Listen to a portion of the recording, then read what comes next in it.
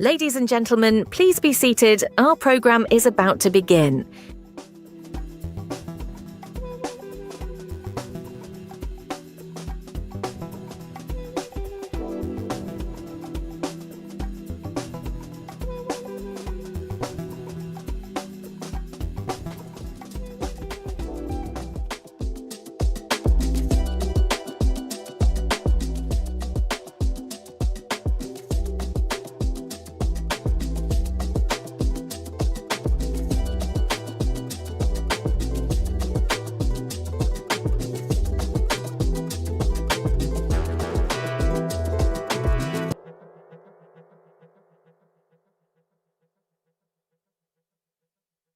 Please welcome Semafor's Justin B. Smith.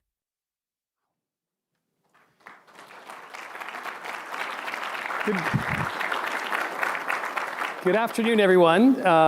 Thank you so much for joining us at Semafor World Economy. I'm Justin Smith. I'm the co-founder and CEO at Semafor. For those of you who don't know our story, we launched Semafor 3.5 years ago at a time defined by information overload, eroding trust, and accelerating complexity, something that you'll see a lot of this week. But we saw something that was missing in the 21st century journalism landscape, and we set out to provide an antidote, or at least to do our best job that we could. A number of us came from different organizations, Bloomberg, the New York Times, the Financial Times, and other places, and had pretty good careers. And so we invented a new suite of products that were dedicated to being more fair, more intelligent, ideally, transparent and more transparent news and information, what we call intelligence for the new world economy. And our biggest dream, I guess, is to aspire to be the shared knowledge base for the world's decision makers, a single source of information that leaders around the world can actually trust. And this event, in many ways, is sort of the real expression of that vision. We're proud that Semafor World Economy, in just 3 years, is now the largest annual gathering of CEOs in America, bringing together 500 CEOs, actually 501 to be specific, and hundreds of leaders across business and government from more than 89 countries right here in Washington, D.C. Of course, what's different about this, and different than Milken or Davos, is that across the week, you'll hear 500 on-the-record interviews driven by Semafor's newsroom, with journalists joining us from our bureaus in the US, Africa, Asia, Europe, and the Gulf. Someone mentioned this is sort of like Davos, but with follow-up questions. Our goal, of course, is to help leaders navigate this moment of extraordinary complexity, and we'll do that by curating ideas, insights, and diverse perspectives on the economy. So I'd like to also just thank quickly, and you'll hear these names a few times this week. There are 4 individuals who helped us from the very beginning get this project going. And there are 4 co-chairs, which are Ken Griffin, Henry Kravis, Penny Pritzker, and David Rubenstein. They've been incredibly committed to this gathering and to the idea of rigorous, independent journalism that this event represents. So I'd also finally want to thank our sponsors for this particular track, which is Infosys. We always say quality journalism is an expensive affair, and we do need these commercial partners. So thank you to Infosys for their partnership at today's session, which is called Building Intelligent Enterprises. And with that, let's get to the news. Thanks for coming.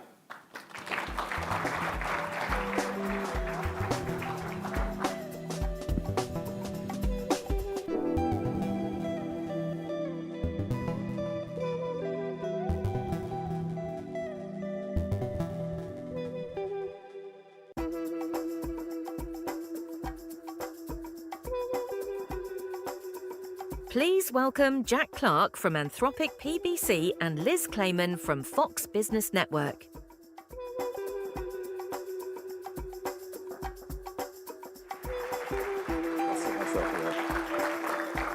Liz, we're switching? Yeah, because my mic's on the left. There we Hello, go. everybody. Welcome to the Semafor conference. We just got to thank Semafor first for amassing so many big winners. This is only their second year, and it's just amazing. So big thank you to everybody.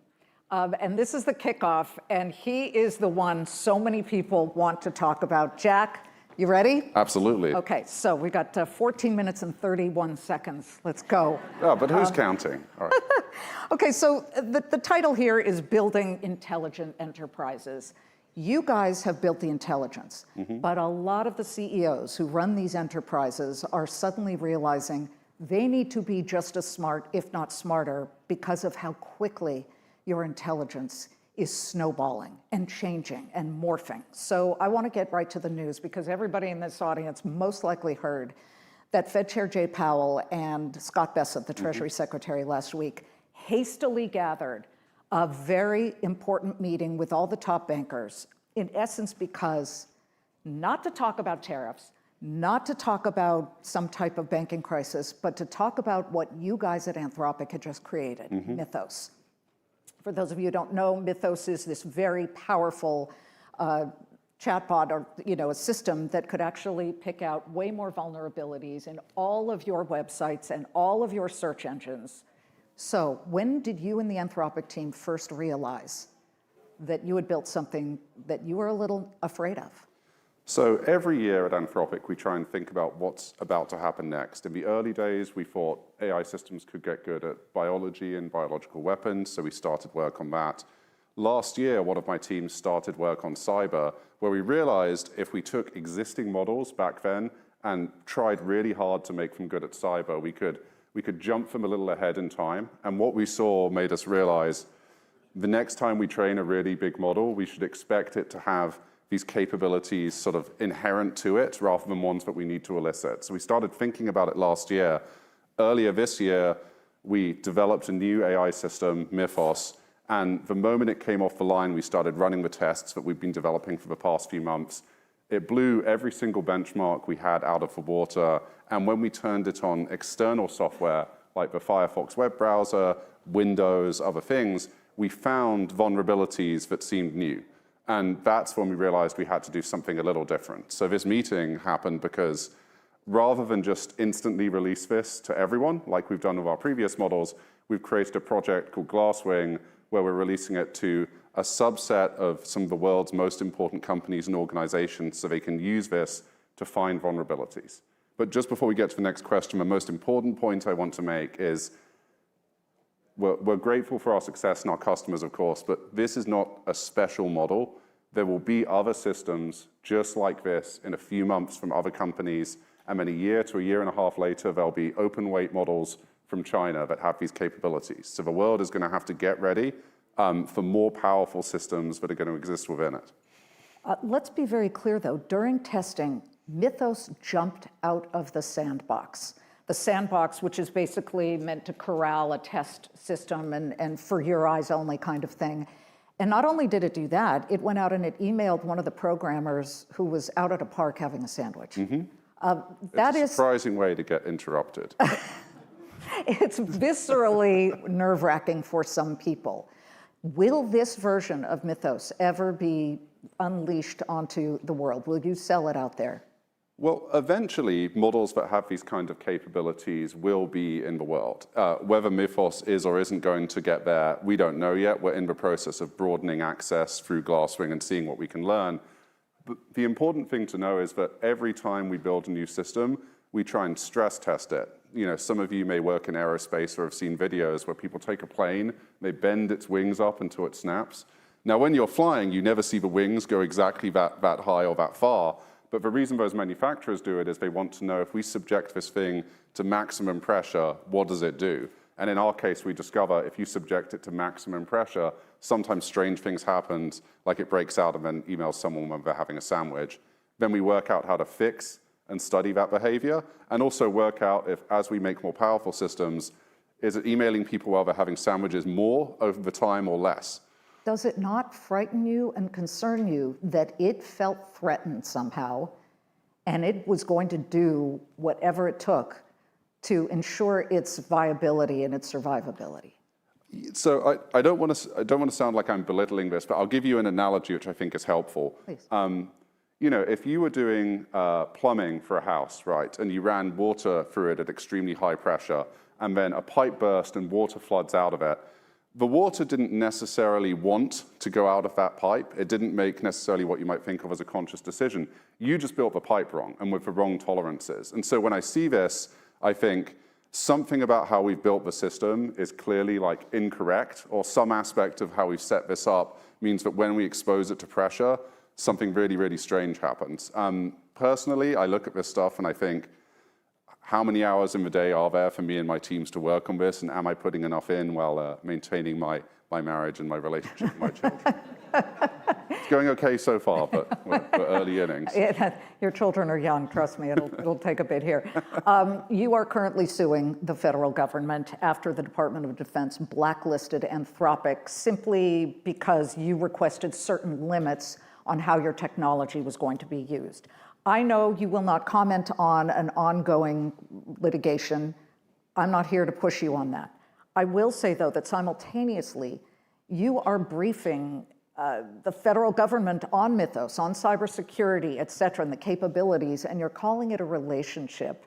How do you square both of those sides here, calling it a partnership and suing the government at the same time? I mean, there are all kinds of different relationships in the world, right? But, you know, look, more seriously, you know, we have a narrow contracting dispute, but I don't want that to get into the way of the fact that we care deeply about national security. We always have as a company. One of our first hires before we started doing a business was the team under me that studied things like biological weapon risk and then cyber risk. We knew the stakes of what was coming.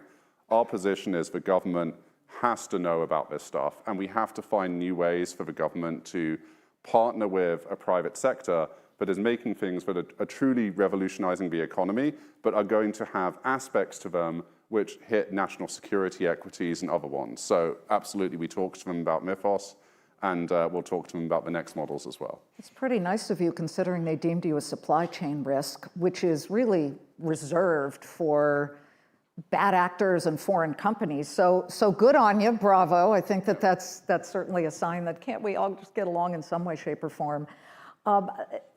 We've got some top CEOs here and policymakers, I would imagine. How many of you switched or use Anthropic? Let's start with that. How many of you use Claude Anthropic? Oh, thank you very much. He's very happy. But how many of you went to it after the Department of Defense took aim at it? Okay, I talked to some CEOs yesterday who had done the same thing. So I think that the privacy of what you guys push and the guardrails is an attractive proposition for at least this type of audience. Let's talk about Dario Amodei, your CEO. He has predicted that the AI spike could just crush entry-level unemployment, bring it up to maybe 20%. The number's constantly changing, but that's Depression-era numbers here for unemployment. You have said, you're in a little bit of a disagreement, you say that that is a choice. But Anthropic, what you're building, the very technology that you're building, it's what makes that choice harder to avoid. The way I'd put it is, what Dario holds in his head is not where the technology is today, but where it's going to be 3 to 5 years from now. And he is similar to some others in the field, like Ilya Sutskever. He has kind of called this correctly for many years by betting that the technology is going to get much more powerful than people expect much quicker. And so when he talks about what he thinks will happen to the economy, he's holding that in his head. Now, I run a team of economists, and what I see right now is I see potential weakness in early graduate employment in some industries. I don't see anything beyond that, but I have a team of economists and I share data so that we're ready in case we do see major employment shifts. But I think that the aspect of this, which is a choice, is if we're correct, this technology really is going to change the world in a vast way. It will change how business is done, aspects of national security, how we even relate to one another as people. And it's impossible to reconcile that with a world where the economy doesn't change in substantial ways as well. My son is graduating from college. Any USC Trojans in the audience? Oh, yay. All right, fight on. I'm a Berkeley graduate. When he went to USC, I thought the world was going to stop turning on its axis. Look, I can't wear the sweatshirt, honey, I'm sorry. Okay, that said, I'm very concerned about that. Which majors would you say people just shouldn't waste their time going into at this point with AI out there? Look, it's very hard for me to say this. Don't say journalism. You were a journalist and I am. I'm a literature graduate, and I don't think you'd put that as a co-founder of a frontier AI company. But what turned out to be useful is that I got to learn a lot about history and a lot about the kind of stories that we tell ourselves about the future. That's turned out to be like extremely relevant for AI in a way that I think people wouldn't have predicted. Similarly, we employ philosophers. When was the last time you heard that a philosophy degree was like a great job prospect? But it turns out that now it is. And so, Alex Karp, Palantir, philosopher. Another philosopher, different type, but a philosopher. Very different type. But the way I put it, it's very hard for me to think of, like, to give you majors which I think like are going to be made irrelevant by this technology, because most people who've made these predictions have also been wildly wrong. But I think that majors which are going to become more important are ones which involve like synthesis across a whole variety of subjects and analytical thinking about that. And that's because what AI allows us to do is it allows you to have access to sort of an arbitrary amount of subject matter experts in different domains. But the really important thing is knowing the right questions to ask and having intuitions about what would be interesting if you collided different insights from many different disciplines. Okay, but which one would parents steer their kids away from? Steer their kids away from? It's, okay. It used to be the liberal arts. If you're pushing me, I actually think probably rote programming. Like if you are learning just how to do basic programming, some people will need to know those fundamentals, but we do see that technology move up the stack. It's like how people used to learn a language called assembly, and then everyone ended up learning languages like C and then Python, because things became more and more abstract, and there are very few assembly programmers now, but some. Give me a minute or less, because we're you know, there's so much we want to talk about. On the Anthropic Institute, this is a 30-person think tank to study AI's effects on the workplace. But you're also the company causing those effects. And by the way, I submitted that question to Claude. And I said, I'm talking to Jack Clark, what do I come back at him with? And he said, don't let him pivot to the Anthropic Institute as a safe harbor on labor questions. Push back on whether studying a problem is the same as solving it. Okay, Liz, and Claude, if he's listening. Oh, it's a he, okay. If it's listening, and maybe there'll be a transcript that it can read, it can't listen yet.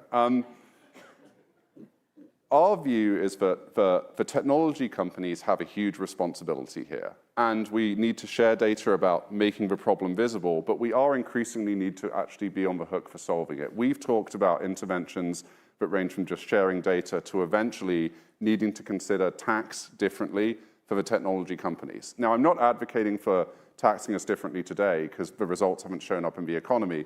But if we're right about how large this could get and how central a role AI companies could play, you will need to consider the big policy levers. Do you foresee tokens being taxed? I mean, the STEM lords out there are going to really push back on that. So we did develop some of this idea, and then it led to a vigorous and outrageous debate with economists and tax experts. So I don't know if tokens are going to be taxed, but clearly, whether it's value-added tax, whether it's changing how you tax compute, whether it's some kind of tax that you might do on AI companies themselves, we may need something like that, but that's only if the rest of it comes true. If the economy truly changes at the scale I'm talking about, you need unusual measures. And until then, the Institute, the job of it, is to produce data from Anthropic that you could only get from a company like us. We make data available from what's happening on our platform and the econometrics associated with it, so that we can make that decision. Okay, we've got a minute left, so I want to go to this lightning round that I came up with really fast. Bing, bang, boom. Did Claude help you with this as well? No. Okay, all right, well, let's see. No.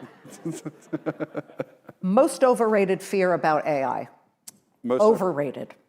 Yeah, I sort of think that maybe the collapse of meaning. I think that's going to be easier than we think. Okay. All right. OpenAI, Sam Altman, you worked at OpenAI. Friend, foe, or cautionary tale? Acquaintance and a father. And He's a father. Oh, you know, yes. He's a family man. okay, so he dodges that one. Okay. Elon Musk's Grok, serious competitor or distraction? Serious competitor, never count Elon out. What's one human skill that just became 10 times more valuable? Idling, so that you can come up with original ideas. I go for very long walks, and then I figure out new questions to ask the AI system. In 10 years, will you, Dario Amodei, your CEO, and the Anthropic team be seen as heroes or villains? That is our choice, but I say internally that we're a dice roll away from either one of those, and we need to work really hard.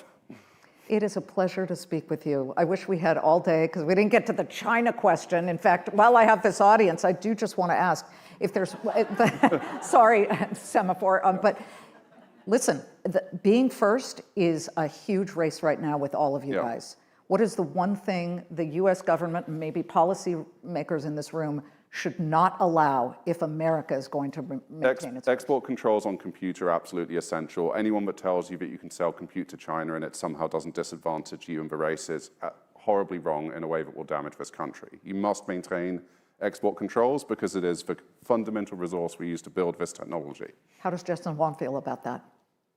Well, he might take the other side of that argument, and I would say, I think that you're completely categorically wrong about this. Can't wait to see that discussion. We thank you all for coming, and thank you to Jack Clark.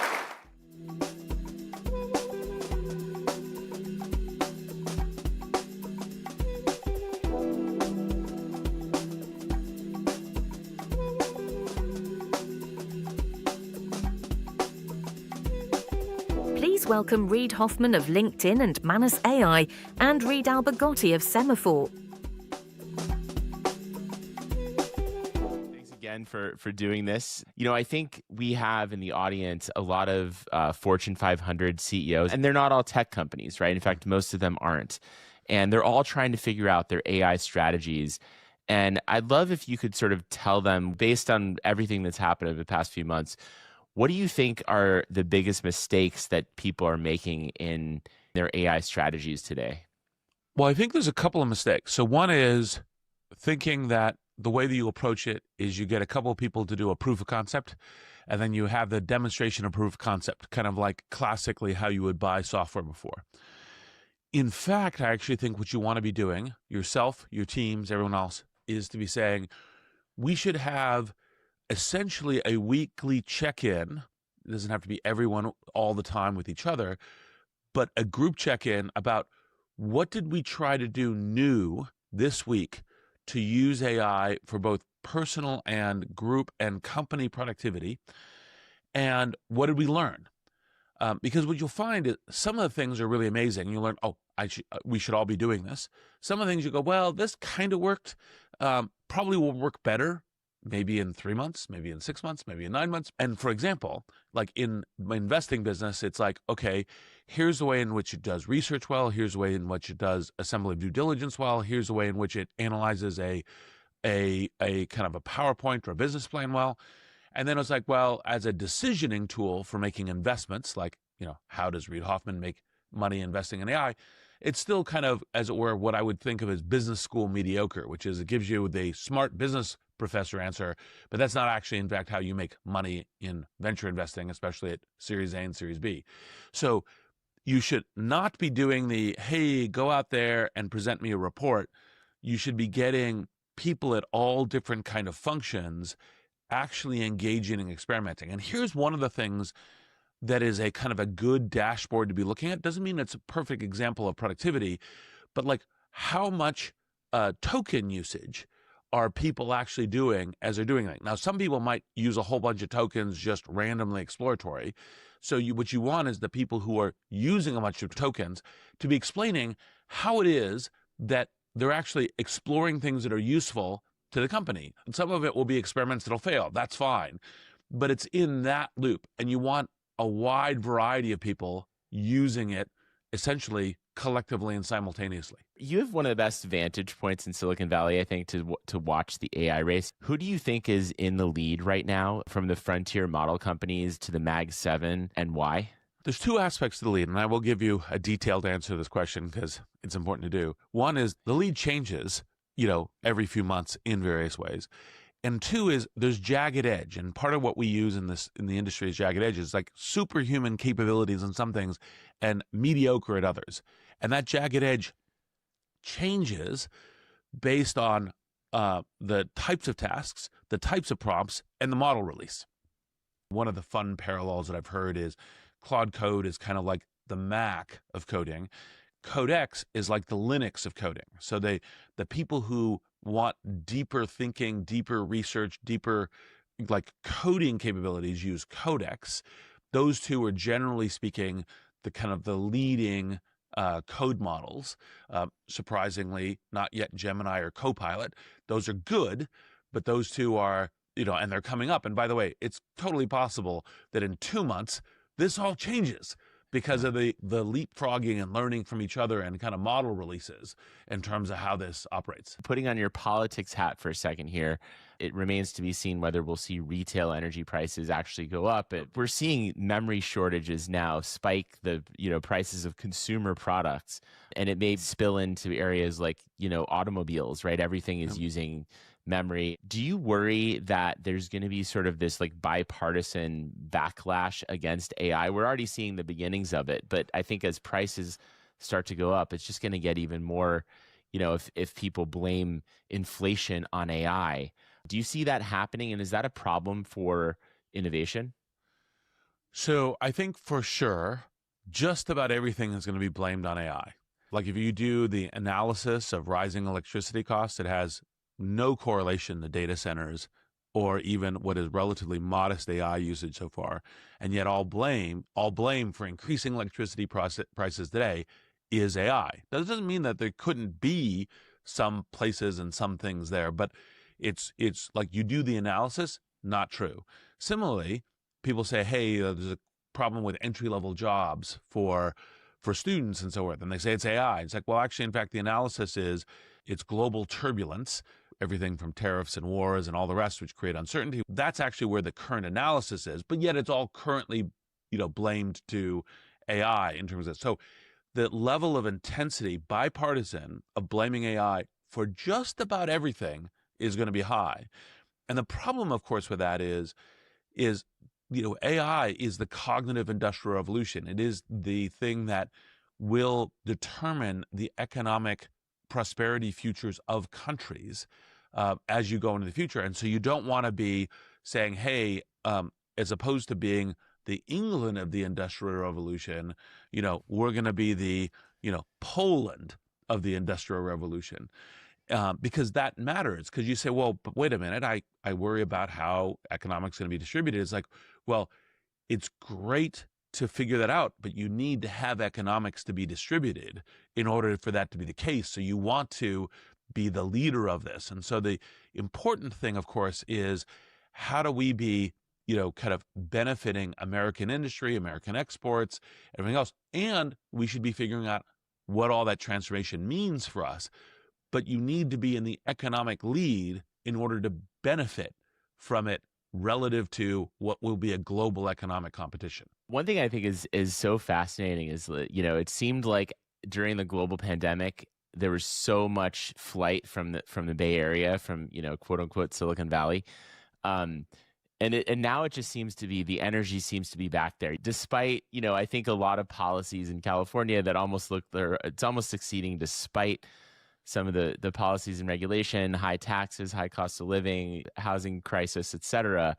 Why, in your mind, does it keep coming back to Silicon Valley? There's a term called network effects, which is networks create amplification, and they're resilient. And by the way, network effects goes all the way back to why cities are centers of economic productivity, because it kind of densifies a network for various kinds of production and creates, Adam Smith specialization of trade, et cetera, et cetera. And so Silicon Valley has an intense network effect. And all the people who are like peak Silicon Valley recently over the years just don't understand network effects.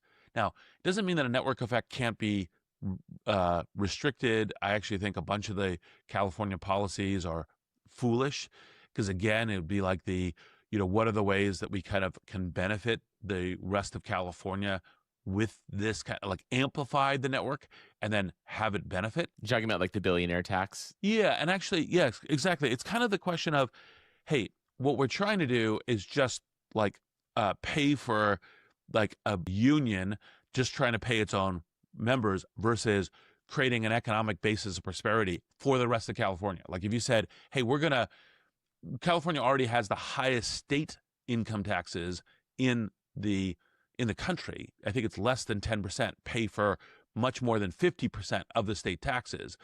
And that's fine, but like use that to amplify the economic opportunity for the rest of the industries and the rest of California is the kind of approach that should be doing. And by the way, it doesn't to say that wealthy people are always happier once they're already paying the most taxes, anyone else paying more. But if it's pitched as we're increasing economic opportunity and the compounding of different industries and making those industries healthier, then that's a, generally speaking, better thing. We will continue to see amazing things coming out of Silicon Valley.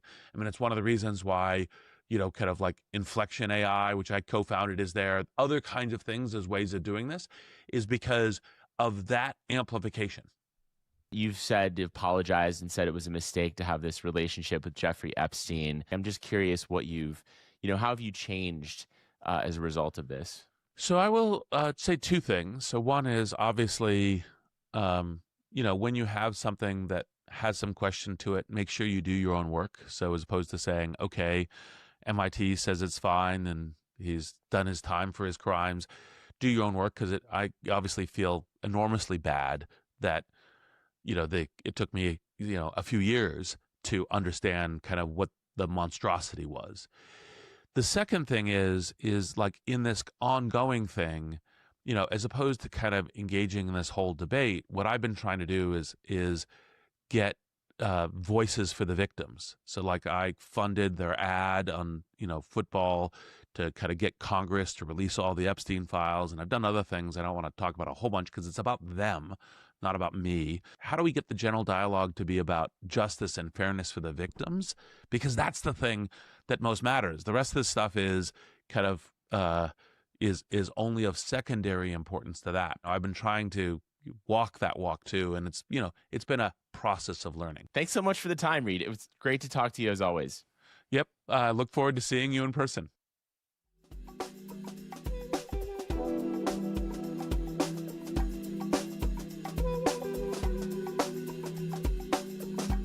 Please welcome John Clifton of Gallup and Andrew Friedman of Semafor.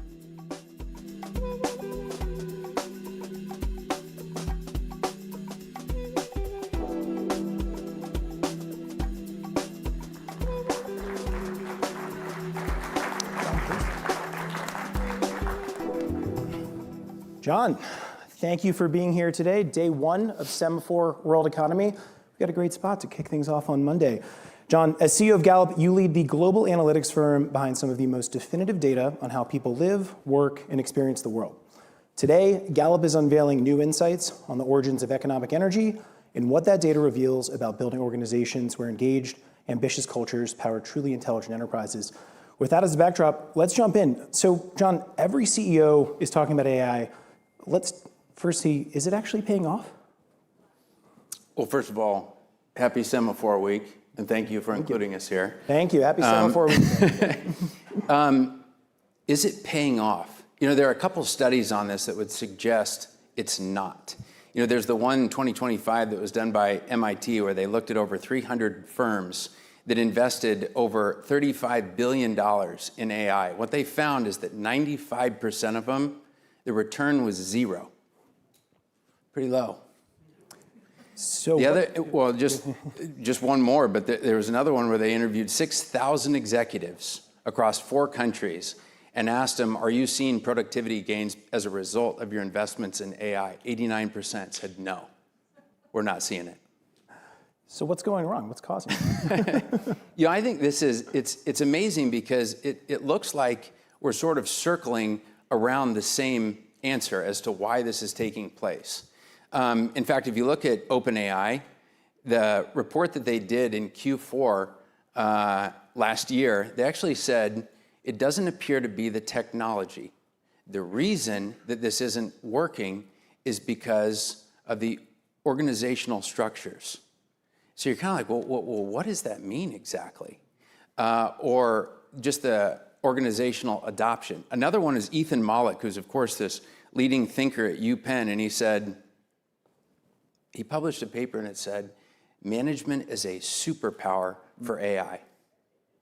And the last one is, so again, we're kind of circling around this concept about managers, but then, of course, Gallup finds we looked at all the single biggest drivers of what works, what actually drives AI adoption within a company. Outside of just buying the technology, the number one thing that drives it is whether or not your manager helps you with it. So you can see right there that all those things have one thing in common, it's managers. So let's dig a little deeper on managers. It's clear, especially from what you just mentioned, managers are more important than ever. But aren't companies currently eliminating management layers really across the board? 100% they are, 100%. You know, I think there was, just recently, they looked at who was laid off in the recent round of layoffs. 1/3 of all of the layoffs that have taken place are managers. So they are absolutely hollowing out managers. Now, by the way, what we are not saying is that taking out managers is necessarily the wrong thing. What do I mean by that? What you need is great managers. Bad managers don't help anything. You know, you've heard so many times people say that bad managers make the place awful because they just hire all these. It's not about how many B players they hire. It's because they hire hundreds of them, and it increases your communications tax, as one CEO's take on it. So it's not about reducing managers, but you do need great management. The last thing I'd say, so it's not just great managers that are helping drive AI within organizations. There's one other thing about this. The very same skills that are required for a person to use AI are exactly the same skills required for a person to be a great manager. Think about it. And again, this is exactly what Ethan Mollick has observed. What do you need to get the best out of AI?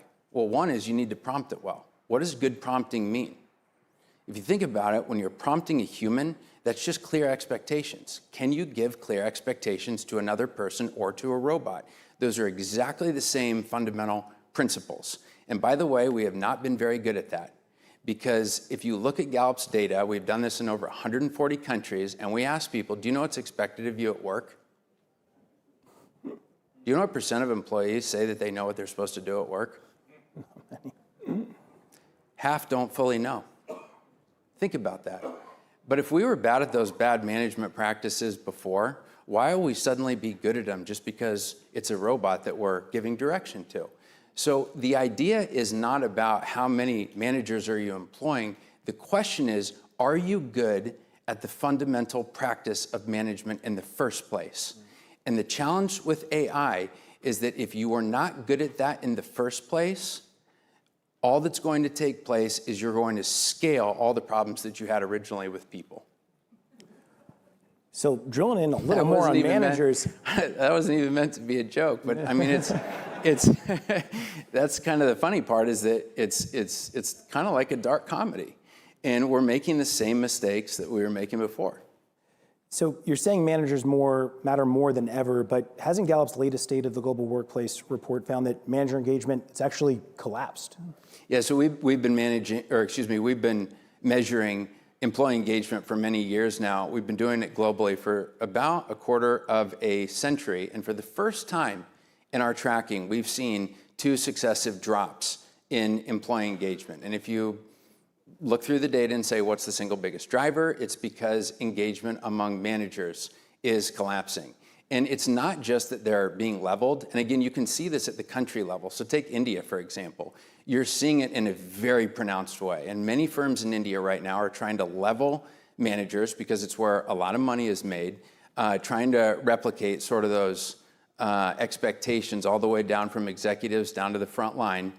But the problem is that those that are left have greater expectations on them. They're suddenly managing a lot more people. They're being asked to force AI within their organizations, and it's actually causing more tension in the workplace.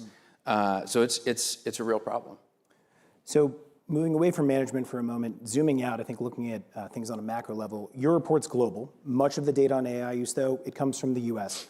Do we know what's happening outside of the United States around this right now? Kind of. A lot of the statistics, so we came out with another one today. We just interviewed 23,000 American workers. And we've been doing this actually since the launch of ChatGPT in Q4 of 2022. And today was kind of an interesting number because now we can see that 50% of all of American employees are using AI.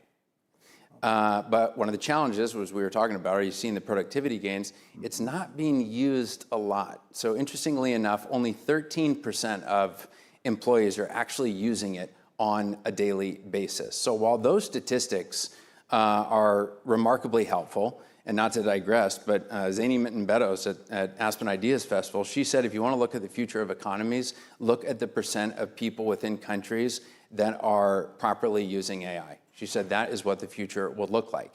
So if you need that, you need to have statistics on it. And so we have it for the United States, but we don't have it for the world.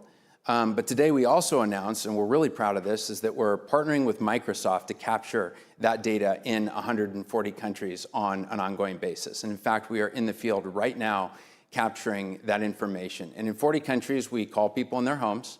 And in another 100 countries, because not everyone has equal access to a phone or to a desktop or mobile, we actually show up at their houses to interview them.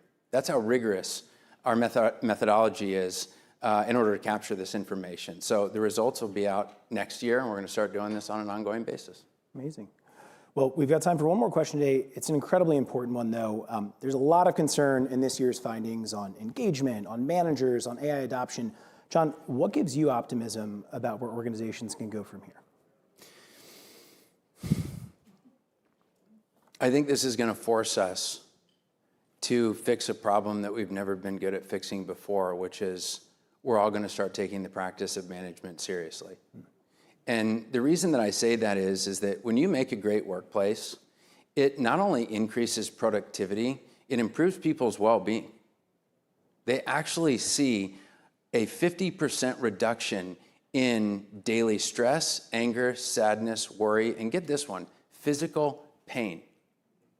And there might be kind of a remarkable moment here because when you marry the two, proper management practices with AI, we found in our US study that there is a 9x in terms of the percent of people that are saying that they have the opportunity to do what they do best every single day. Think about that.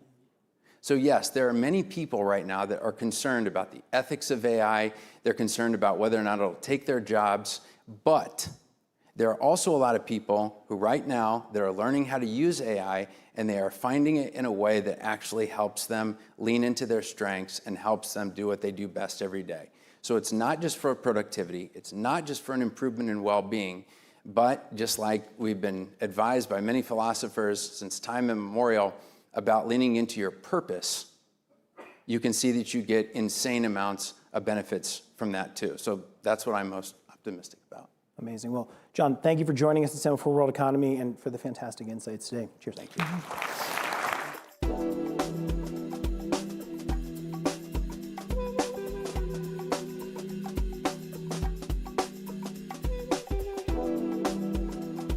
Please welcome Daniel Herskovitchy of Plume and Rebecca Jarvis of ABC News.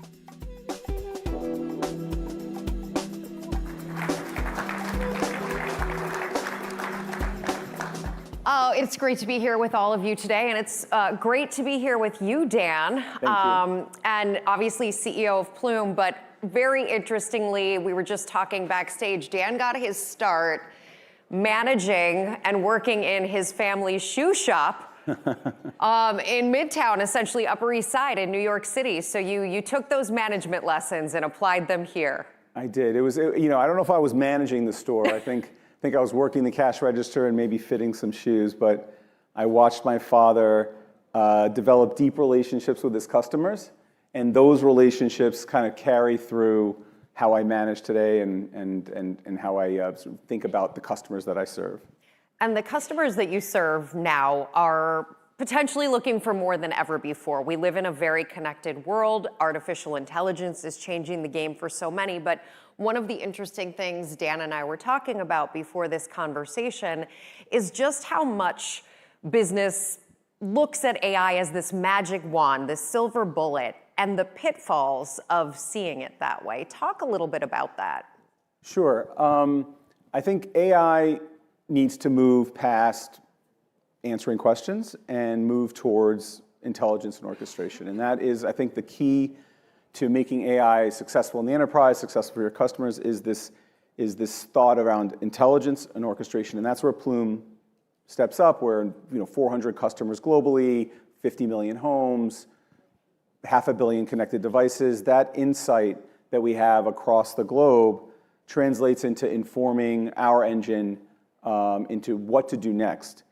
The key then is taking that action and sort of having the platform that is able to control the connected home, control the Wi-Fi environment, control the flow of information across those connections. The bridge is taking that action. And frankly, Plume wasn't always there.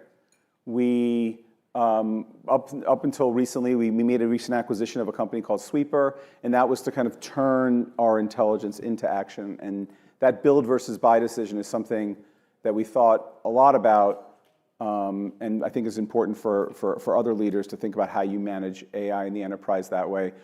Do I take a team off of sort of the core functionality of what we do, and start to build our orchestration engine, or do I acquire somebody that's been doing it for 2-3 years and bolt them on, and that's transformed our enterprise. What made that decision for you in the build versus buy? It was really, I think it all comes down to speed. I think there's a cost-speed dynamic, but I think in this environment, in the world we're living in, speed is everything, and our ability to, we saw ourselves falling behind. It's okay to present, so our customers are the largest broadband providers in the world, and we saw ourselves falling behind. We were presenting a lot of interesting information for people to take action on, but it was up to them to interpret it. It was up to them to decide what to do, what's next. And in this world we're living on, we needed to take that action for them, and that's what Sweeper allowed us to do. It's this AI-driven orchestration engine grabbed our intelligence and drove it forward, and we needed to do that quickly. And we found this amazing company based out of Dublin that's been doing it for 3 or 4 years and has really transformed, the small group has really transformed what you can do in a very complex environment like the connected home. Well, and in the same way on some levels where you're having to have this build versus buy argument, conversation internally as a debate, customers are having this same debate in so many different ways in terms of what they expect, what they want their customers to get versus the time and speed that they need to deliver it in. How should they be thinking about that question? It's an interesting question. In the broadband world, I think the broadband providers need to move from being infrastructure builders to relationship managers. The consumer historically has been trained to look at speed and price, and that's where the broadband providers have focused all their energy, either marketing cheaper services or bundling or price locks or building massive infrastructure to deliver faster speeds. But the reality is consumer experience, consumer confidence, removing friction is what I think most are really looking for. Especially if you look at Starlink and Amazon launching new services, yes, they add to the competitive landscape, but I think they're going to change the competitive dynamic. How will it change? Amazon, in particular, understands what a frictionless purchase experience and a frictionless end-to-end customer experience really means. It's, yes, they were often lowest price, but I think the reason why you keep coming back is it's 3 clicks to buy. And they will bring that experience to the consumer in broadband. And we all know that, while satellite might not be the fastest, it is the most convenient, and there's other ways that Amazon will bring a frictionless experience. And I think the core cable providers will have to pivot along the way and really focus in that area. How quick do you think they'll be to do that? Oh, I mean, I think if you're not working on it now, it's already too late. If you're not figuring out how to transform yourself into a customer-centric company, how to focus on removing friction in every step from onboarding to ongoing use to friction in care. I mean, do you want to sit on the phone for 25 minutes waiting for somebody to ask you for the third time to restart your modem? Right. Or do you want somebody to do you want to solve it yourself? Or do you want someone to proactively solve it or solve it in a more friendly way? Justin Bieber doesn't want his video to buffer at Coachella for 5 seconds. So, Exactly. I mean, that's a great example. So, and he blamed the Wi-Fi. He's like, oh, Wi-Fi is not working. The reality is Wi-Fi was probably working fine. It was the environment in which he was operating in. And you had probably the highest number of connected devices that could have existed. It's complex. And it was the way that the packets flew across that pipe. Now, whether or not there was enough speed or whether or not connectivity was up. good ad for Plume. Yes, good ad for Plume. You've seen data from all these millions of households. What is the most surprising thing? I think that if you think about what is talked about most in the market is all around the latest Wi-Fi technology, whether that's Wi-Fi 7 or eventually Wi-Fi 8, which is supposed to deliver on this promise of faster speed, more reliable connection. The consumer doesn't upgrade their home when they buy a new device. You might have your iPhone might operate at the latest technology, but you are accumulating technology in the home. We saw 40 or 50% of homes have some gaming console that they purchased. Most of those hold those for years at a time. When we looked at devices coming on the network towards the end of the year, more than 60 or 70% had older technology. So the home is really a fragmented environment with a disparate set of devices and technology that require, frankly, a seamless, always-on environment. Operating in that dynamic is actually quite challenging. Mm-hmm. And once having the knowledge of how to deal with all those devices is quite important. So it's just, I think it's surprising to really understand that you're not really upgrading your Wi-Fi 7 device. What you really want to do is worry about quality of outcome. That's what Justin Bieber should have been looking at. Is like, what does the outcome look like? Not is your connection fast enough? Am I delivering 2 gigabits of speed? It's how is that application running on the device at the end of the day, and that's the measure of success. Is it too late now to say sorry? I couldn't help myself. I wonder as a parent who I care about the online safety very much I have a 2-year-old who's not really online. I have a 7-year-old. She's starting to, look at phones and connected devices. And we spoke about this a little bit before, just this idea that there are some tools out there, but so many of the tools are not being used. It's true. I went back, after we spoke, I went back and looked at some of the stats. It's actually quite interesting. So yes, I believe that parents should be given an easy set of tools to filter out unwanted content, especially for obviously kids especially under the age of 16 or maybe even 18. And it should be easy to use, friendly, et cetera. We see things like we had an interruption in our ability to manage YouTube and the parental controls, and we got a spike in calls that was shocking to demonstrate how many people had that rule set up. And when you look at the top 3 managed sites on our network, it's YouTube, it's Roblox, it's TikTok. Adult content doesn't even make it into the top 3. It's really social media. When back to school occurs from July to August, September, we saw a 45% increase in the number of parental control setups. But I think it's still underutilized. It still could be better put up front. And I frankly think it should be given away. This shouldn't be a premium service that's offered. It should be part of the package and what we enable parents to be able to do. When it comes to regulation and policy, what changes would make connectivity more affordable here and globally? I mean, I think that, from a regulatory point of view, it comes down to, I guess it's, infrastructure and build requirements that allow you or encourage you to build out to rural areas.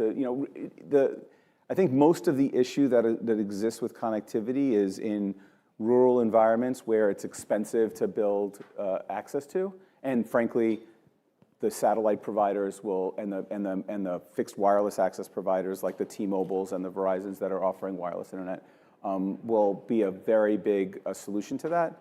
But I think in the U.S. there's programs that like BEAD and other subsidy programs that make it economical to build out to the outskirts, and I think supporting those programs is probably the most important thing you could do. We talked AI a little bit on the macro level. I wonder on the micro, how are you using artificial intelligence? What's your go-to? What do you use it for every day? That's a great question. I'm a big Claude Anthropic user. I have my setup every morning where at 9 a.m. it gives me a summary of my email for the past 24 hours. It looks at my calendar for the next 12 hours. It tells, it gives me an overview of the actions, tracks some of the things my team hasn't responded to in a timely manner, and sort of get that summary at the end of the day. It's actually quite interesting. The transformation inside our organization, I would say, so I'm coming up on a year at Plume here. So I think Wednesday is my 1-year anniversary at the company. Congrats. Thank you, I made it. We were tracking the usage of AI amongst engineers and product managers in particular, and we went from 10 to 20% penetration to about 98, almost 100% penetration, where everyone is using AI, mostly for code and product development. So that's kind of obvious and something that occurred quite quickly. The journey we're on now is finance, marketing, HR, all leveraging AI to make their jobs easier. It's not, and I want to be very, very clear here, it's not eliminating jobs. It is making the current team far more efficient and is allowing us to do more with the current organization we have. So we might not be growing the team in as fast as we thought because we are realizing enormous efficiencies. But I think it's just fascinating to watch it penetrate, especially finance, which really hasn't seen a ton of innovation. The finance team is leveraging it, in meaningful ways. That's quite interesting. What's the most interesting thing your finance team is doing? I mean, all the billables are being tracked in AI, and they are automatically following up on payables, and emails and reminders are going out in an automated fashion in an organized way. It's quite impressive. And for you, you mentioned your 9 o'clock sort of overview of things.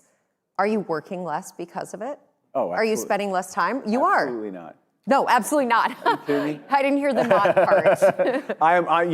But I am getting more done in my 8 or 9 or 12-hour day. That's for sure. And there's less room for people to squeak by, not responding. That's for sure. Given your position, CEO of Plume, a year, what is your advice to people in this room as they think about connectivity and AI and what they can be doing to help both their businesses and their lives improve? I think so. There's a couple of things. So I think the way we transform the way we implement AI in the enterprise was by having a leader whose only job was to figure it out. What models we should be using, how do we rally around a process, how do I get the larger organization beyond just engineering and product to leverage it, and have a single voice that kind of sets the pace for the organization. So we have an AI czar, someone that she's amazing, and she's dictated our strategy moving forward. So I think that assigning somebody whose job it is to wake up every day and how to implement the infrastructure is quite important. I think speed matters. I've mentioned that before. If you're making a build versus buy decision, if it's complementary, our decision was to buy, and I think that transformed not only the extension of our product, but it also transformed everything in our core product as well. Dan, thank you so much. Thank you. Thanks, guys.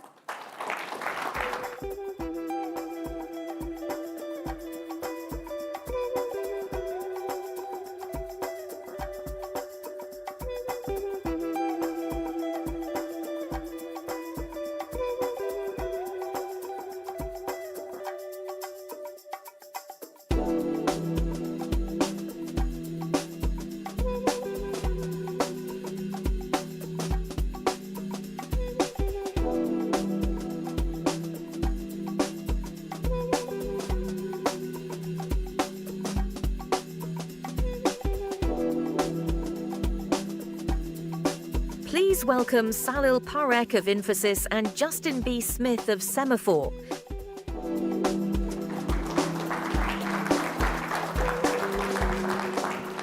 All right, it's wonderful to be with Salil. If we were in Mumbai or actually any world business capital, Salil is the CEO of really one of the most phenomenal companies in the world in technology, Infosys, one of the great modern Indian companies. And so welcome, Salil, the CEO. And I want to start off by, obviously, the elephant in the room, of course, is digital transformation. And what the AI revolution is doing to not just reshape just technology companies, but the entire enterprise. And so you work with literally the world's largest organizations. And from your perspective, seeing them every day, what is the real scale of this shift? And how fundamentally will AI change how large companies operate, let's say, over the next decade? So first, thanks for having me and Infosys here. It's incredible to see what you've done, so congratulations. What we're seeing on AI with large enterprises is a huge adoption. A few weeks ago, we laid out where Infosys sees the big growth opportunities. There's 6 areas where in total we see something in the range of $300 to $400 billion of addressable market. And today we're already seeing examples of large programs at clients. So take one of the 6 areas, which is modernizing what is going on in old technology, bringing it to new areas, legacy modernization. And we see clients in financial services, we see clients in energy, we see clients in telco, big companies, US and European, working and making all of that happen. Another area that we see is building out of agents, and there many of the processes, you take a process like KYC in a bank, you take a process on an accounts payable in many organizations, horizontal, you take a process on knowledge capture and sharing in wealth management, and all of those are being driven by agent technology and the change that's coming in. So from our perspective, huge opportunity for that sort of growth. But many companies experimented with AI pilots, and but far fewer, and I think this is going to be a key theme this week. And I know that a bunch of CEOs are going to be talking about this. Very few have embedded AI into their core business processes. Someone referred to it as being a tourist or a resident. What makes a company, an organization that is either doing one or the other, that is not either just there temporarily or deeply, deeply remaking their business? So there again, I think we have seen a shift where large companies are doing this as a resident at scale. So we have examples, and again, in the session we had a few weeks ago, we had 12 clients come in and talk about the programs they're doing at scale, all available publicly. One of the clients, a bank working on a huge modernization program. Another, a consumer products business working on how to enhance their revenue growth by customizing agents through our purchase history. Another, a telco building AI in their billing operations to make agents go much more efficiently. So what we are seeing today is a large adoption. Not every company is doing it, but the early big transformation players are making a huge bet on this. In the banking world, for example, we think the adoption is the quickest today. There's already a lot of work on regulation which AI can help automate. And then there's growth. For example, we're doing some work in credit management, where in a bank with AI agent technology, the bank team can assess credit much more efficiently and target their product more clearly. So we think the growth is at scale, not anymore just sort of testing or picking. And what other sectors or functions are sort of at the forefront? You mentioned finance. So there's 3 big areas in terms of sectors. There's financial services, energy, telco. Those are big sectors right now that we see. In terms of functions, we see, of course, code code development. There are many large foundation models that are very efficient at that. We also see the usage and drive of agents. And then the whole area of customer service, that's an area that's getting a lot of traction by using agents to make changes at enterprise level. And for boards and CEOs, it's not so much whether you do it, it's just how you organize yourself around it. So what are the strategic decisions that leaders are having to make about investment, about infrastructure, about governance? So there, I think the success, and as in any big tech revolution, change comes from driving it with sponsorship coming from the very top. And the places where I have seen success, typically the leadership are personally engaged in it. To give you an example. The board, the CEO? The CEO. And the board very much involved, but the CEO very active day to day. So when we have clients visiting our campus in Bangalore, right next to my office, I have a workstation in the room next door where I have 3 large foundation models and their coding agents.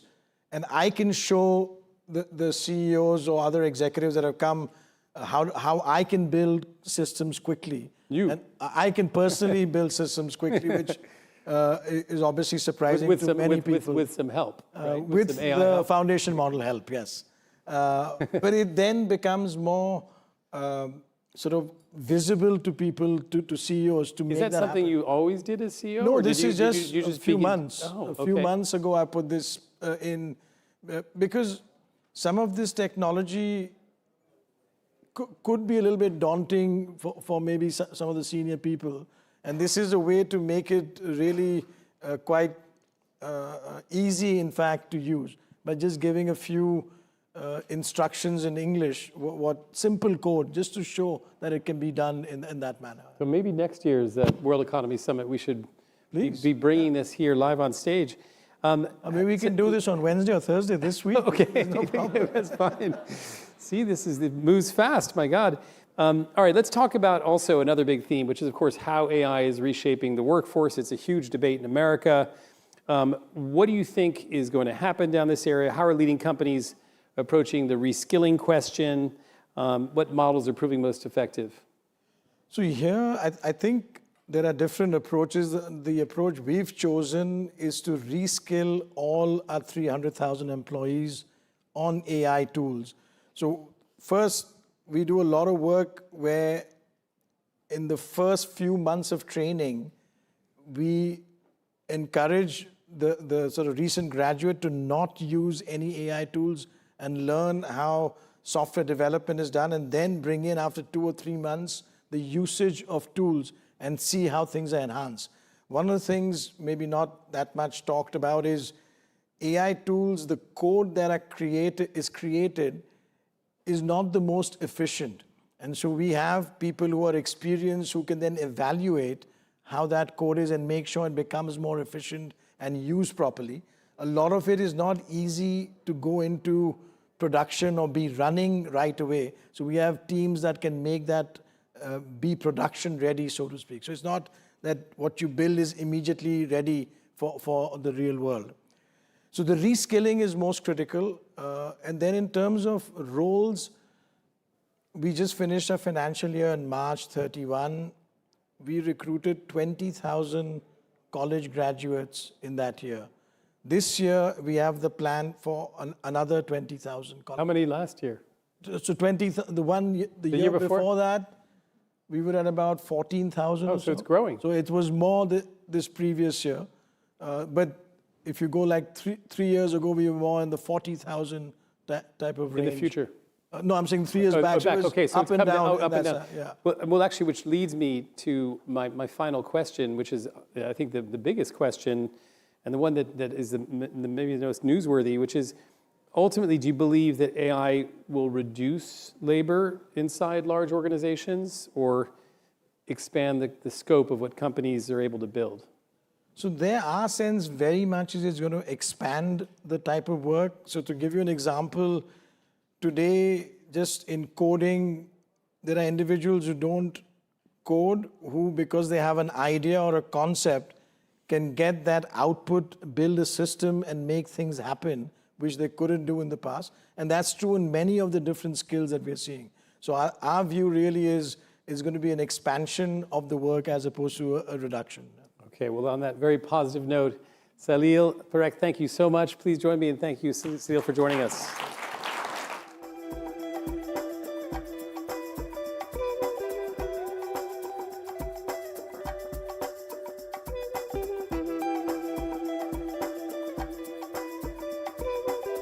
Please welcome Arvind Jain of Glean and Mohammed Sergi of Semafor.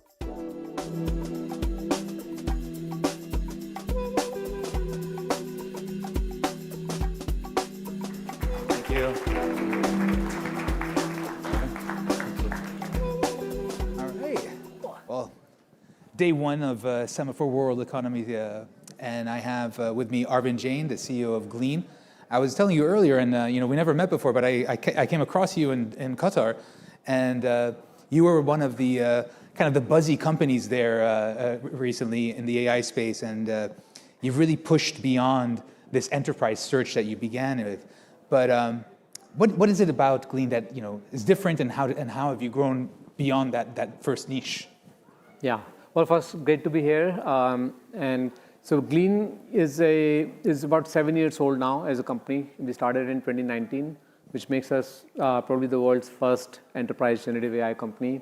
We started with enterprise search as our focus, so building a Google-like product for employees inside their company. That's how we started, like help people find information, get answers to their questions. And then as AI technologies and models got better and better, it allowed us to actually improve our product.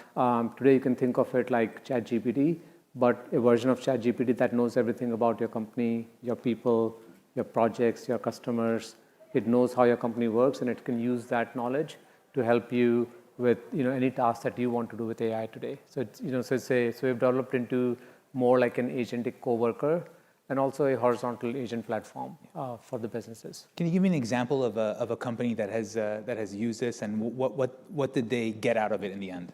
Yeah. So our core use case is deploying this as the primary AI product inside the enterprise for every employee. So as an example, NVIDIA uses Glean, LinkedIn uses Glean for all of their employees. It's the place where people go to every day. Whenever they have any questions, whenever they're looking for any information, when they want to use AI to actually write something for them, do some analysis. So it's quite general purpose, very horizontal in nature, very much like how you use all these other AI tools like Claude or ChatGPT or Gemini. The only difference is that from Glean, you can use all of those models from one place, but more importantly, it's connected to your internal company systems, so it understands your business a lot more. So people go there on a day-to-day basis to connect with experts, subject matter experts within their companies, different roles. So if legal people, for example, lawyers can go there to review contracts. Support people can actually auto-resolve tickets with their developers can go write code. So it's like how anybody would use an AI tool. They use Glean across different functions. Okay. So maybe that connectivity is probably why there's a lot of studies that show AI adoption. Companies that have adopted AI are not getting the ROI, the return on investment on that. And it seems to be that there's this disconnect between getting into the tool or getting into a chatbot and then accessing the entire history and legacy of a company and actually getting something useful out of it. So is this what you're trying to bridge and in a way solve? Yeah, if you think about AI models, they're very powerful. They have amazing reasoning capabilities, intelligence baked in. They have a deep knowledge of the world, how work happens, how as humans, we think we complete work. But unfortunately, they don't know much about your company and the inner ways of how your people work. And so that missing context is often what comes in the way of AI becoming really useful for you and your different business processes. And that's the problem that you need to solve. You have to bring that context. You have to bring that knowledge of, take any task. Let's say you want to automate, build an agent to automate a particular task. If you start to just like use AI as a independent technology and not connect it with your company's context, then it's kind of like starting with zero understanding of like how your people have been doing that work over the years. It's not benefiting from that human intelligence, because ultimately AI has to learn from the intelligence of your own team. And so that's the thing that like when you look at the last 2 years, a lot of AI projects basically failed because employees would come and report that it's too generic. It doesn't like sort of understand like how we actually solve a particular business problem. And so that's what is now changing. So like in the last year or so, you see that many of these AI companies are starting to connect AI with that context inside their company. And that's what we do at Glean. Like when you deploy Glean inside an enterprise, we will go and connect with all of your internal systems. We'll actually look at every task that people are completing. We'll observe and see like what they do, how they solve those problems, and then bringing that collective human intelligence of enterprise together and making it available to AI systems, allow these AI systems to then start at that level of the expert in your company and then go beyond that. And that's sort of what allows you to truly solve problems at a meaningful sort of scale and quality. And is that process human driven? Do you have to send in teams of engineers and I guess consultants to figure out how to gather together, or is it automated? No, with Glean it's automated. Like the way Glean learns about how your company works is by connecting with your enterprise systems. And these enterprise systems are standard, like they have open APIs. So there's nothing specific that we have to do on a per business basis to make the product work. So typically our engineers sit in our offices, they don't typically go on site at our customers. And the product gets deployed by our customers in a more turnkey fashion. So what you do, so the agents themselves, they go, you create the agents, and then I guess you have to provide parameters or restrictions on them. And this comes to the question of trust and security. Everybody's rushing to do these things, but how do you do that in a constrained way where you're not giving up, company reports to the intern and vice versa? Yeah, that's a very important topic. I mean, today there is so much pressure that leaders in an enterprise feel, about AI. Like everybody feels like they have to roll out AI solutions, otherwise they're going to fall behind. And oftentimes, it's coming at a risk of rolling out AI, in a unsafe manner. There are so many security challenges, that come when you deploy these, AI solutions, which are now, which have tremendous power. They can basically take actions in your enterprise systems. They can change your data. And if you don't do this in a safe manner, then AI can actually, instead of helping you, it can actually create like a lot of damage. So things like, what you mentioned, how do you make sure that an intern that has very limited access to information within your business, they should not get access to an AI tool that can certainly read all information and data inside your company. Yeah. So when you roll out these agents, when you roll out any AI product, you have to make sure that it is safe and secure. It knows who's using that product, and it restricts itself to only using that data and knowledge inside the company that individual actually has permissions to use. It doesn't take any unsafe actions. And so that's a critical part of rolling out AI.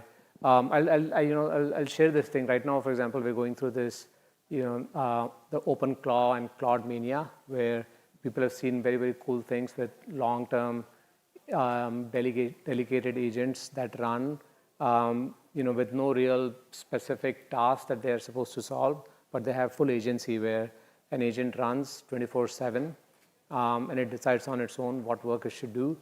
And people saw fascinating results, when you run AI, in that mode.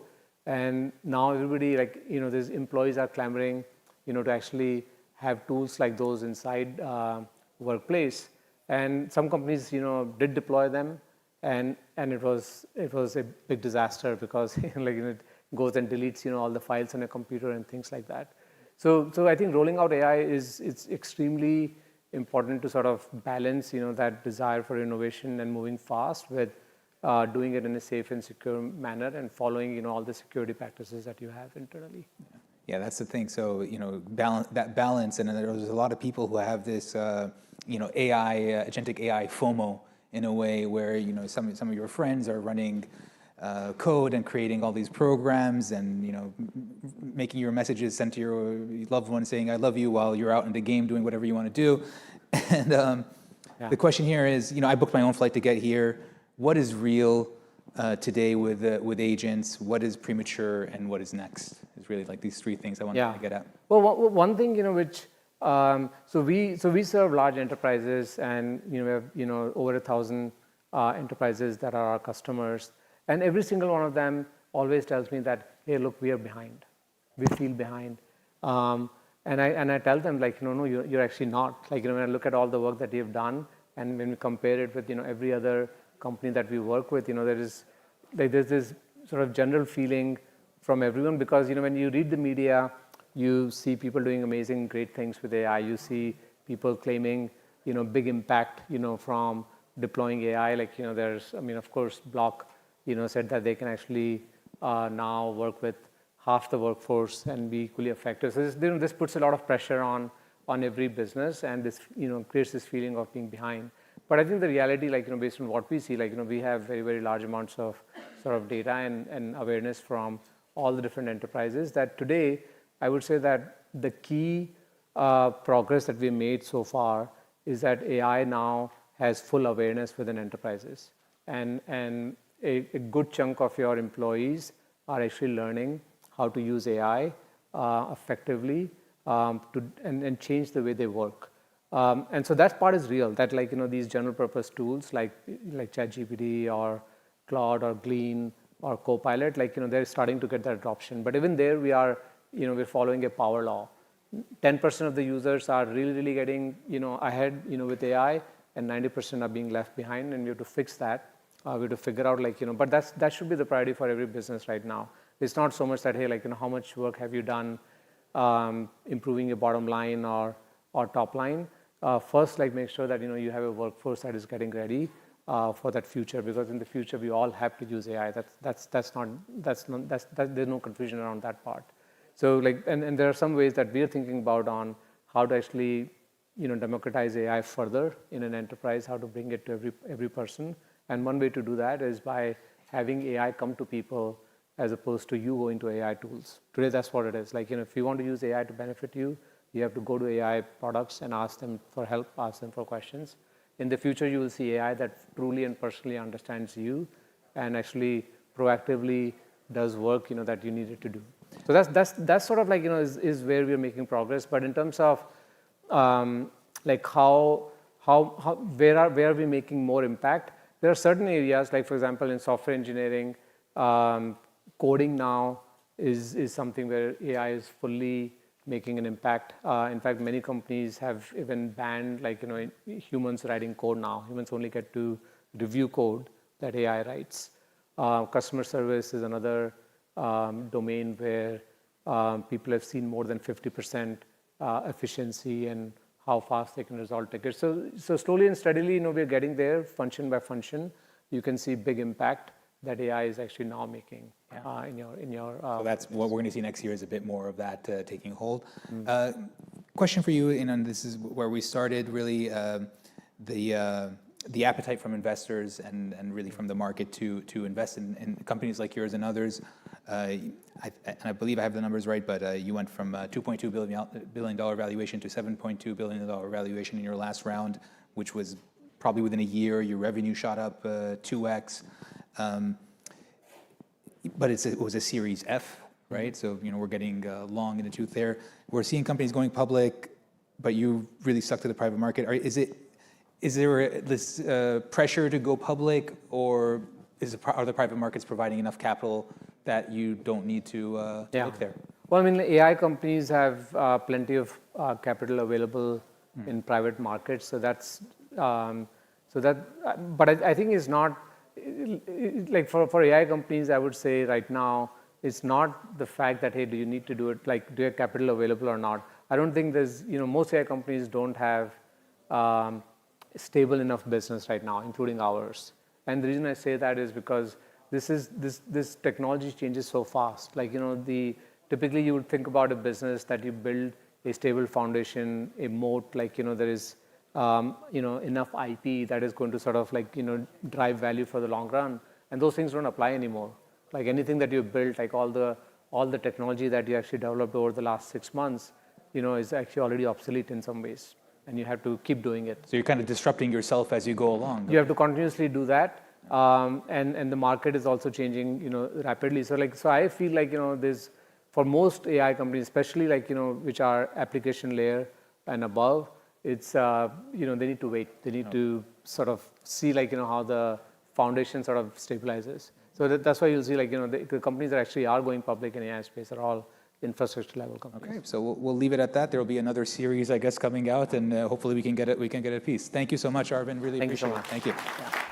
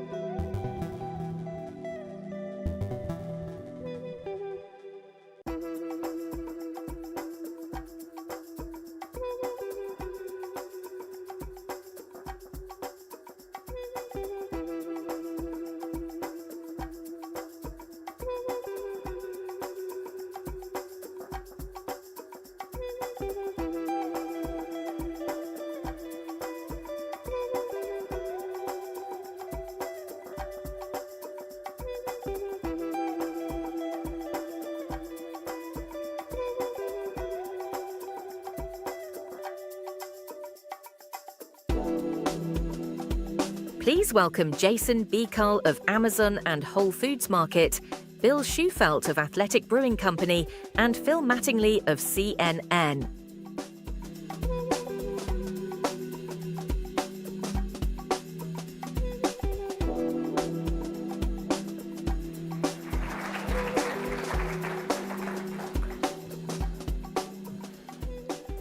All right. I've spent most of the last 30 minutes in the green room learning about things that I thought were fads that in fact are actually quite durable and ingrained. And also, Amazon is a rather impressive structural company, it turns out. It's my breaking news. Please cite me if you're going to do this. I am really excited for this conversation because I think there are a lot of things happening in the consumer space as it pertains to what both of you guys are kind of playing central roles in different parts of kind of the supply chain on some level. And your views on those elements are really, really integral to understanding this moment.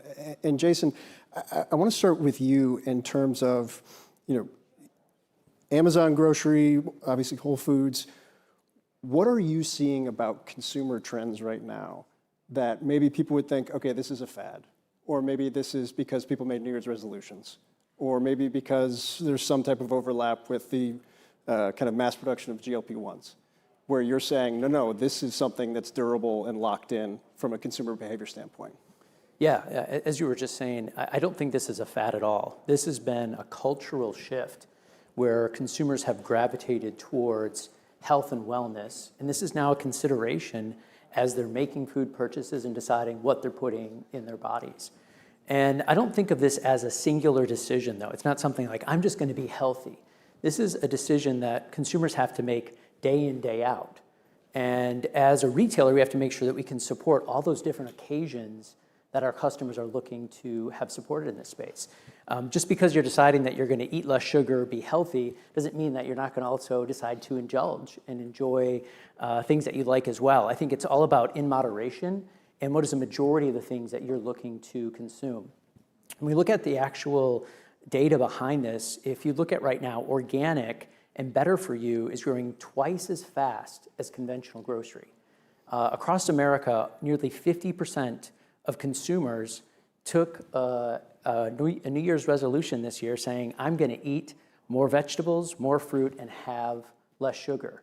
And when you look over the last 10 years, what consumers have defined as quality has changed. Before it was around health and wellness. Before it was around dietary needs, and now it has shifted towards what is that product, and it's making sure that it is far less produced products, and ultimately that they're ultimately more sustainable as well. And so this is showing consumers don't just care about what they're eating, they care about what does it mean for the environment, what does it mean for workers, what does it mean for the communities that these products are produced in.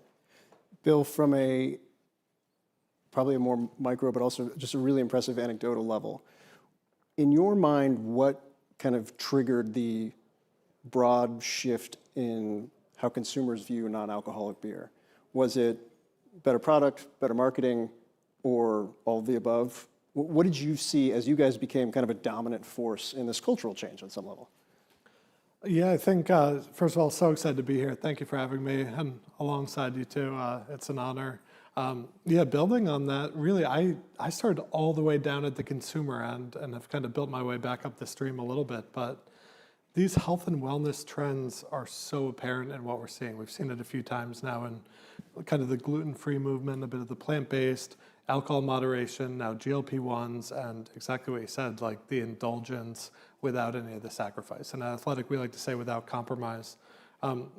I started all the way down at the consumer level, and I was living that life. I was working at one of the world's biggest hedge funds, a very typical high-performance adult life where I was trying to improve all these different vectors of my life, from career to family to health to sleep to athletic performance and stuff. And alcohol was a ceiling on all of those things, I realized, and that was the beginning of my health and wellness journey. When I removed that ceiling, I all of a sudden could improve all these different areas of my life, and I've since iterated on all those things. And I realized that I was living a very typical adult life, and those options did not exist out there in the world. And I thought this micro experience that I'm having, busy, family, professional, is a extremely relatable experience. And the more I asked friends and family, a lot of people related to that. And so I started to set out to try to fix that and improve that. And I thought by making moderation cool, delicious, and accessible could have an untold positive impact on tens of millions of people out there in the world. And that has started to play out in many parts thanks to our partnership, where the Athletic Brewing Discovery story was actually at a local Whole Foods in Brooklyn, where we basically walked in with home-brewed, hand-bottled beer in unlabeled bottles, so no branding at all. And I basically was like, I'm a huge Whole Foods customer, and I think your customers will love this. And credit to the local forager, she said, this is incredible. And she got me an appointment to the regional next week, and we've since grown it from there. But it's that kind of grassroots discovery and identification of the trend that has built from here. So fun to be on the stage together. And now our top brand across the adult beverage category as well. And that's how it works. Like if I roll into a Whole Foods tomorrow and with like a couple plastic bags and say, this is the thing, you're going to eventually turn me into a dominant corporate force. That's a promise? Absolutely not. But what I would say is our local foragers are out there and looking at not only what is trending in the marketplace, but looking at the customer insights to say, how do we match those things together? And this was something really special. We saw consumers wanting to have better options in adult beverage without alcohol. And many of those things were tied to the health and wellness pieces that were sort of mentioned there around how do you make sure that you can get better sleep, you can better perform in whatever athletic activity that you're competing in, I can perform better at work, better family life. And so this is a way to try to help look at how do you take some of those trends. And at this point, again, this is something that has just become a major catalyst and change that we've seen across the entire adult bev industry. How does consumer anxiety about prices, consumer anxiety about persistent inflation over time, over the course of the last 7-8 years in some level, feed into how you're making decisions right now in this space? Well, I think at a broad level, we want to make sure that we can always bring value and quality to our customers and ultimately fulfill the needs of what they're looking for. And one of the ways that I get excited about is ways that we can present options to customers. Whether it's looking at something like a health and wellness and how do you filter, identify for those products, the same way in how we can bring promotions or bring what are great opening price points across any type of category. So a consumer can help look at what are the options that are right for them at the same time. And so I don't look at it, just like eating healthy or not is an option. The same thing with how you look at value. We want to make sure that we can bring multiple different options and choices for customers to select from. How cognizant are you of like the macro economy? Like if you see 2 straight months of bad CPI numbers, are you saying like, oh, we have a problem here? Well, I think probably very similar to, well, I guess the Amazon business is just a whole nother exponential of taking the long view. But at Athletic, we took very unpopular long-term views on how we were going to build the company from the start, which, especially for a room full of CEOs and leaders who are making decisions, we kind of removed ourselves from that monthly or quarterly cycle and looked at where do we want to be in 5 or 10 years, and thought that making the unpopular decision of building our own manufacturing, hiring everything we do as an internal full-time teammate was going to be an expensive but the right choice for our customers. And that was 2018. Since then, we've probably seen about 6 different economic cycles in very fast succession. And that decision has proven right over and over again. We've been able to absorb the volatility of COVID, interest rate hikes, and different things throughout that whole period. And ultimately, that consistency and ability to telegraph and control production in-house has allowed us to smooth that out for our customers a lot. And often with our partners, see through those peaks and valleys. And so, yeah, I would just encourage looking as long out as you can in all the business decisions. Jason, real estate, both actual shelf space, digital shelf space is absolutely critical, I think, for products. How are you thinking through kind of products like Athletic, where they should be positioned, and what kind of an effect does that have on those products? Yeah, I mean, deciding where those products are merchandised is a really important part of the overall customer experience. I think on the online side, one of the things is, our goal is to bring the breadth of whatever we can for our customers. And one of the things that we're trying to do at the same time is we know convenience is really, really important for customers. So we've been bringing new offerings within our same-day business. We have launched an entire grocery business so consumers can get all of their grocery needs, whether it's fresh produce, meat, seafood, and everything you need from a grocery standpoint, and get it as little as an hour. So we brought a new Rush 1 hour, 3 hour delivery as part of this. And at the same time, we've also introduced Amazon Now, which is 30 minutes or less across the most important things you need in your daily life, including groceries, including Athletic brewing beer. And this is something where in that case, you have to make the selection of the right options for that 30 minutes. You can't have everything available. And so we're precisely looking at not just at a macro level, but for this microcosm, this ultimately like small network zone that we're going to deliver to, what is the most important items that we need to carry? And we're doing the same thing at a store level. So if you take DC here, our nearest Whole Foods Market store on P Street versus the Foggy Bottom store, which is just about a mile away, is very different on the consumer perspective. You've got the P Street store, which is very high daytime population. The Foggy Bottom store is on a college campus. If you compare that to the Walter Reed store, which has much higher baskets, more family shopping, we ultimately have to make sure that we have the selection that is right at each one of those stores. And so previously, we would have looked at this as an entire metro, the same selection. And we're now using AI to help look at what are the ways that we can have the assortment show up for the consumers to meet their needs, and ultimately determine when we bring the assortment in and out at the same time, and working up through the supply chain to make sure that we can support this uniqueness. And so this might, in one case, have us carry Athletic beer in sort of single, cool, ready to drink on the Foggy Bottom store, which might not be a need at the Walter Reed store. And so college kids. Yeah, exactly. And college kids who are leaning into more NA versions of adult beverage at the same time. And so those are the types of things we're using AI to make sure that we can acutely understand whether we are going to deliver the product to your home in 30 minutes or less, or have you buy at our stores, how we can make sure that we've got the absolute right selection for our customers. How cognizant are you of that process, and how does that change maybe either how you integrate tech or how your marketing kind of operation is thinking through things? For sure.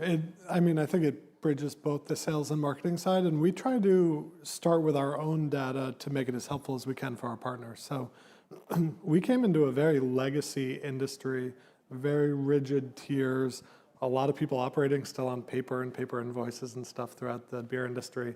We launched the first ever beer on e-commerce at that time, which allows us to iterate at a really small scale and get a lot of data, hundreds of thousands of direct touch points with our customers.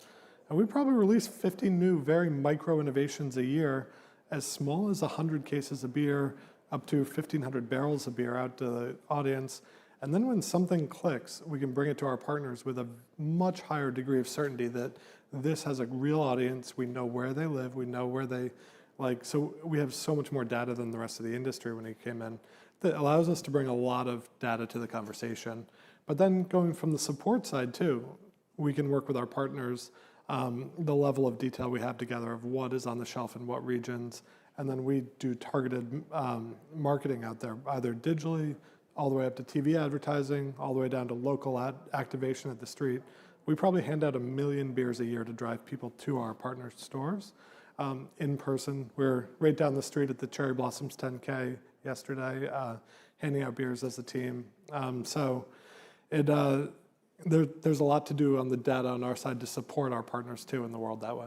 What was something, Bill, you were convinced was going to be brilliant and work wonderfully that ended up failing catastrophically?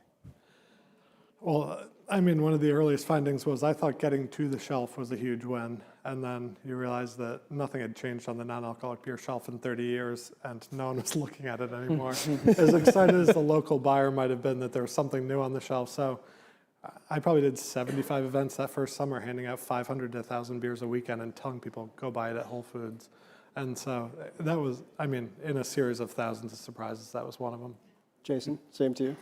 Yeah, I think sometimes the same thing where you think if you build it, they will come type of deal. And whether that's been product offerings or different store concepts and things, I think it's ultimately always making sure that you're thinking about how is a customer going to relate to this offering. And so the biggest focus we always bring is how do we make sure that we can test, iterate, bring something, and then make sure that we can easily adapt if something is not working well.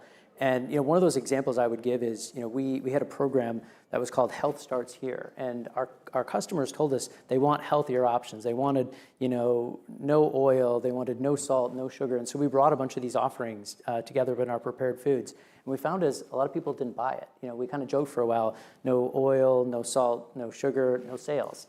And a piece of it was we probably took some of those steps too far. And so we have to make sure that we meet customers where they're at. And they may not jump into all of those things. And maybe it didn't mean no, it meant less. And so as we continue to iterate, we've been able to find that right balance of healthy, better for you options and make sure that we're always listening and looking at what the customer's saying. But sometimes you have to make sure that you don't take every single point literally. And one of the things I always say is if our customers actually did everything they said they were going to do, our jobs would be a lot easier. And so we have to make sure we can sort of look at the most important parts, take those anecdotes, and make sure that we're bringing those offerings that we think can also be successful and can scale. Bill, your success, I think, has corresponded with just the space has gotten a lot more competitive for good reason. Obviously, your success is something that others want to emulate. As you look forward, make a really grand pronouncement you're definitely going to regret about where you're going to be in the next couple of years compared to your greatest competitors in the space. You're a private company, so you can say whatever you want right now. Yeah, it's a huge advantage, and I'm definitely one of the most optimistic people out there. But this is actually now, in 2017, I had a 96-page white paper that I was going around to investors and getting like a 80% reject rate about non-alcoholic beer. And what I was saying in those moments was some countries in Europe have gone to 10 to 15% of the beer market is non-alcoholic beer. The US could be that in 5 to 10 years, and it's going to go way past that. And everyone still laughs at me in the industry. I'm like, no, there are actually data points now in the industry where last year in January, non-alcoholic beer as a percent of beer in Whole Foods touched 20% of total beer. So like it went from 0.3% to 20% in the span of about 7 or 8 years, and we think it's going way past that. And as a public company executive, you have 35 seconds to also do the same thing, grand pronouncement that definitely is going to move the stock. No, but 30 seconds left. What's your kind of goals as you look at the competitive space in your world? Yeah, our job is to be leading the tip of the spear in this space, both with Amazon and Whole Foods, and how we can make sure that we can bring health and wellness options to our customers in the easiest way possible so they can ultimately get them at an affordable price, the convenience that meets their needs, and serving their entire family. Bill, Jason, really appreciate your time. Incredible stories. Thanks so much. Thanks so much for having you us. guys. We appreciate it.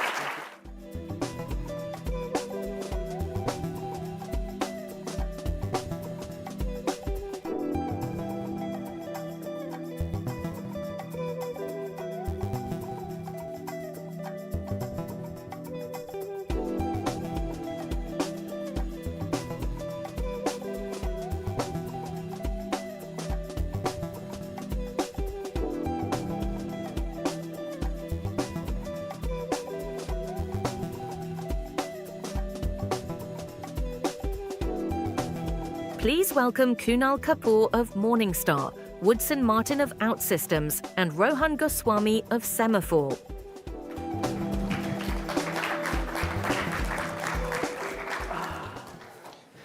Guys, thank you so much for joining us today.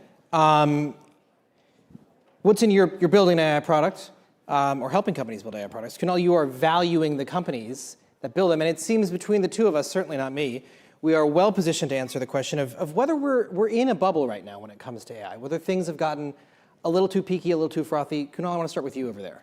Yeah, from an investment perspective, I think the word bubble is like a hard word to use in this context. As always, when you have a new developing industry, you're going to see a lot of capital flow to it, and you're certainly seeing that happen here. One could argue whether it's too much or too little, but I don't think that's the right question. I think the question is, if you're trying to invest, where do you invest? And we were talking backstage, so for example, you have a lot of the hyperscalers maybe even coming public right now. And historically, a lot of these companies would come public at much smaller market caps. And so the question from my perspective is, if a company comes public at a 1 trillion market cap, is it that exciting anymore from an investment perspective, or have the best days been sort of earned in the private markets? And so I don't know if it's a bubble, but I definitely think there's a situation where future returns may be more moderated than past returns have been. And I also think that we might be in a world where equal weighted market indexes are going to do better than market cap weighted indexes in the next 5 to 7 years vis-a-vis what we've had so far. So that's how I'd frame it up. Let's dig into the hyperscaler part of it in a second. But Woodson, you sit in a slightly different spot. First of all, lay out for us what OutSystems is and sort of what your thoughts are on the space more broadly. Sure. We're an AI platform company, an agentic systems platform, 2,500 customers around the world, industries like insurance, banking, manufacturing, government, use our technologies to enable an agentic enterprise, really to build the foundational layer for engineering context in taking advantage of AI in your core business processes, to bring it up-leveling the employees in your organization, and also building the core software assets that operate your enterprise. You're not incentivized to say yes to this, but let's run with Kunal's sort of rejection of the premise. Do you think that there's value to be created down the road for these AI companies? Are you and your peers sort of reaching peak valuation right now? Oh, I think we're at the very beginning here. I think we are infatuated today, of course, with the power of models, and there's good reason for that. The experience of using the models, the new models that come out every month, these are intoxicating in terms of the transformational experience they give us as individuals.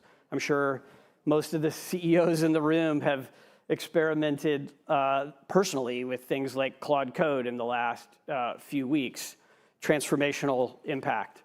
But when you think about translating that kind of experience to the core infrastructure of your company, you realize a few things quick. If you've used Claude, you realize you got to give it context so it can help you reason through your own problems. How do you do that at scale in a governed way where the data assets you can secure, where you can govern access to those things, where you can be sure that critical information isn't escaping your enterprise? You really need a backbone to support all that allows you to hot swap out technologies as new models come along. And so I think that's just an example of the kind of new software infrastructure that's required to really take full advantage of the potential of AI to disrupt and reinvent our businesses. Kunal, I want to get into how AI is changing research and investment analysis, but keeping your analyst hat on for a second, the way that AI companies are spending, it's at a scale that other than maybe the big oil majors, we've never seen before. Yeah, surpassing the big oil majors. Surpassing, absolutely. But it, for me, begs a question, right? Are these companies actually good stewards of capital? Does OpenAI need to raise, and are they doing the best that they possibly can, allocating $122 billion? It's too early to say that.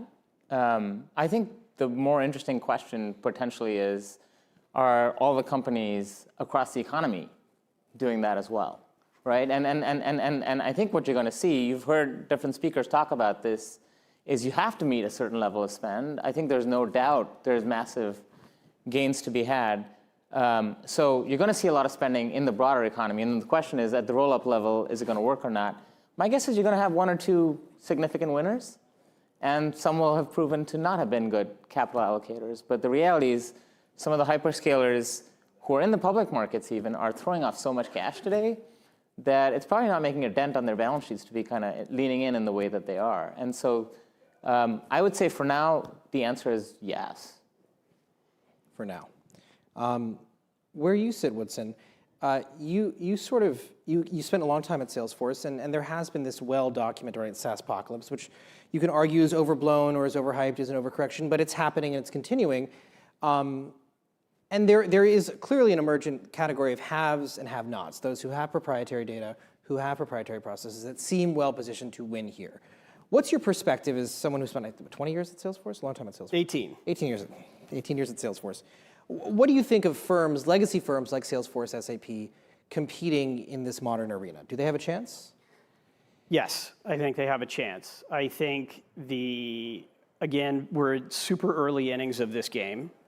I think that the markets today, most investors I speak with, certainly retail investors today, have very little understanding of the complexity of true enterprises, probably the types of organizations that you run, and the sort of requirements that you have, whether they are regulatory, whether they are artifacts of your existing contracts with customers, suppliers, or whether they are values-driven by your organization. You operate with a set of constraints that means we cannot simply drop in these technologies without a proper system of governance and oversight that allow us to continue to meet our regulatory requirements. And I think if you talk to CEOs around the world, and obviously we have a lot in the room here today, we're all wrestling with the question of how do we responsibly adopt this technology, deliver the benefits that we know are possible, but continue to meet our fiduciary responsibilities, our legal obligations, our regulatory obligations in the businesses we operate. And it's going to be companies that really deeply understand those challenges in your enterprise, who have helped you work through those in the past. They're going to have a very important position helping you work through those challenges also in the future, in part because they have custody of some of your most important data today. Yeah, can I add two quick things? I think those that have data already embedded in them have a much better chance of making it to the other side. So I think companies that are very deeply integrated and pulling companies' data already, very hard to strip them out. Second, I think if you did a survey of most of the CEOs here and said, hey, would you like certainty in what you're paying or uncertainty in what you're paying? People aren't going to say, like, across my cost structure, I just want tokens. Like, no, this is a defense of the SaaS seat model here? It's a subscription model. Yeah. Like, you can call it whatever you want. And they've endured for a long time because there's value in certainty. I mean, I even just think of it, just take our Prime subscriptions. Like, if suddenly we said, okay, no Prime subscription, what are you going to be ordering on Amazon? Are you going to think again twice the next time you have to get a toothbrush or whatever? You will. Yeah. But you also want, as a company too, you want to be able to not have to think about that every time. And I do think even as a CEO today, when I look at the companies we're working with where we have to buy tokens, there's a lot of uncertainty in that I was going to say, there's an undertones of frustration in your voice here. We have this conversation every day with customers. There's obviously transition happening in pricing models around software, traditional seat licensing for SaaS. On the one hand, outcome-based models with shared risk, shared reward. On the other side, I do agree with you that quite often the conversation, we have exploratory conversation, and then we come back to, and this year this is the budget, and we need things to sort of fit in this box. I do think that that is a reality today. That pressure will always be there, but I do think we're going to see diversity in revenue streams in these businesses. I think part of it is driven by what we've seen with infrastructure as a service and the hyperscalers and the models that we've gotten used to in the enterprise, and the large commits as a way to moderate whether we've got exact control over our spend or not. But I do see evolution in pricing models as significant, and I think the leading players will make, and have already, and will continue to make significant moves to adapt to market demand around pricing. Kunal, you guys possess a massive data set in PitchBook, among other things. I have used Claude to sort of run impromptu coverage analysis of companies that I cover or deals that I'm chasing. How are you using AI, other than clearly spending more than you want to be spending on it? How are you using AI in your business today? What does the job of a research analyst look like 2 years It's not just the job of the research analyst. I think you have to use it in every part of the company, right? And so top to bottom, even in our finance and HR functions, it's a big part of what we're asking them to be thinking of. But the biggest gains we're seeing are actually in data collection and how we're going about doing that. Now, it's interesting because we saw big gains when machine learning really started to take off some time back, and now we're seeing big gains as well. And so what's different is we're just able to collect a lot more with the same amount of spend, at least so far. Collecting data? Yes. Okay. The pace, the quality, the depth, the breadth is just enhanced. Now, what's interesting is, turns out that some data is also becoming more generic. And so it does put pressure on you to take your research and the data you're collecting and put IP onto it. And I think that that's kind of where you get the edge, and that's where we're kind of leaning in, is just sort of making sure our analysts are refreshing our data. I'm used to, as I'm sure most IR CFO folks are, getting a deluge of coverage reports in my inbox every morning. Does the delivery mechanism for your reports and your analysis change? Does it become embedded into the models themselves? Is that a conversation you're having? I think it depends on the customer. I think the customer can consume it in many ways, as they always have. We've always been flexible in that capacity, and I think that that will remain the case. Now, what'll be interesting is, what's the future in terms of how all of this is licensed? So for example, last week, I was sitting down with one of our product managers, and we went on Gemini and did just a simple search. What are the top-rated dividend stocks right now? So interestingly, it gave us a list of 8 stocks. 2, it had links to Morningstar. Good. 1, it had a link to another firm that I think is quite good. And 5, no links or attribution. Now you see that and you're like, okay, what's valuable? And our bet is going to be that the attribution is going to be valuable. Will there be a subset of people who will maybe not want the attribution? I think you see that. There's sort of a casual user that maybe will not want it. But I think ultimately the attribution matters and people are going to pay for it. It matters to investors. Are you saying that you would pay for preferential, the way that you probably do now with Google search, preferential placement in a Gemini or a Claude? I think it's inevitable, yeah. I think, I just got to add here, I think for the moment, the person looking at that result, an investor trying to make that decision, is weighing whether there's an attribution or there isn't. But I think tomorrow, that's not even going to be a person. That's going to be somebody's agent. That's right. Who's looking at that. And I think that we need to be thinking about that in every aspect of every business that we operate, that increasingly we're not dealing with humans browsing the web. We're dealing with an intelligent agent that is working on behalf of a human who has a desire or a need and is optimizing across your result that you saw in Gemini, across your site directly, across every other model. And these agents are working on our behalf. And a big thing that we need to start thinking about as we design any product or service today is, what is the agent experience management that we are doing, right? It's not about a UX design anymore and pretty boxes with rounded corners and nice soft colors on buttons on websites, right? It becomes, how do we optimize for the outcome that the agent is trying to deliver to whoever its customer is? And so I do think we have to rethink a lot about the value chains, and especially when it comes to anything that's sort of retail oriented. I think it's going to be ChatGPT or Claude doing all your shopping. Somewhere in between a fully agentic world and where we are now, a lot of people are going to get sued, and they're going to get sued when things go wrong. If I'm a CEO and you've built me a system where Claude has somehow materially damaged my business, who assumes the risk there? From where you sit, and maybe Kunal, from where you sit too, is it the customer, the end user, or is it the person or people who are building the products? Who gets sued? I mean, I think we're going to see a lot of answers to that question play out in courts. Let's ask ChatGPT. Yeah. Let's ask Gemini. Yeah, I mean, ultimately, it's the people in this room who get sued, right? It's the CEOs. That's who ultimately where accountability falls. I do think the question of how do we protect ourselves as legal entities, how do we put in place the right kind of guardrails? You know, you think the earliest days of these chatbots and our exposure to AIs, the question were, would they go off script? How far off script would they go? There's been the whole argument around what happens with pornography and explicit content and these things.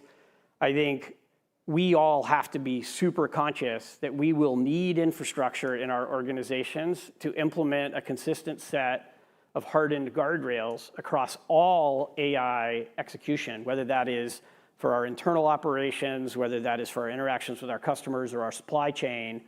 Thinking about how you build the kind of infrastructure that really governs at the transaction level to ensure that things don't go off script and that you don't have brand new risk introduced at scale. Those are the challenges that we'll need to be solving over the course of the next few months and years. But lots of people are going to get sued, I'm sure. I think the risk of not acting is much greater than the risk of getting sued. Yeah. And so I think you got to lean into it regardless. The other point I would make is historically the startup would never get sued and the established company would get sued.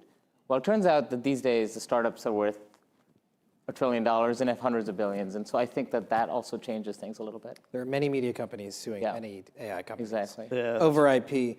Kunal, this is not, stepping back a little bit on a more macro perspective, have there been companies over the last year, we've had tariffs, we've had supply chain issues, now we have the crisis, the war in Iran.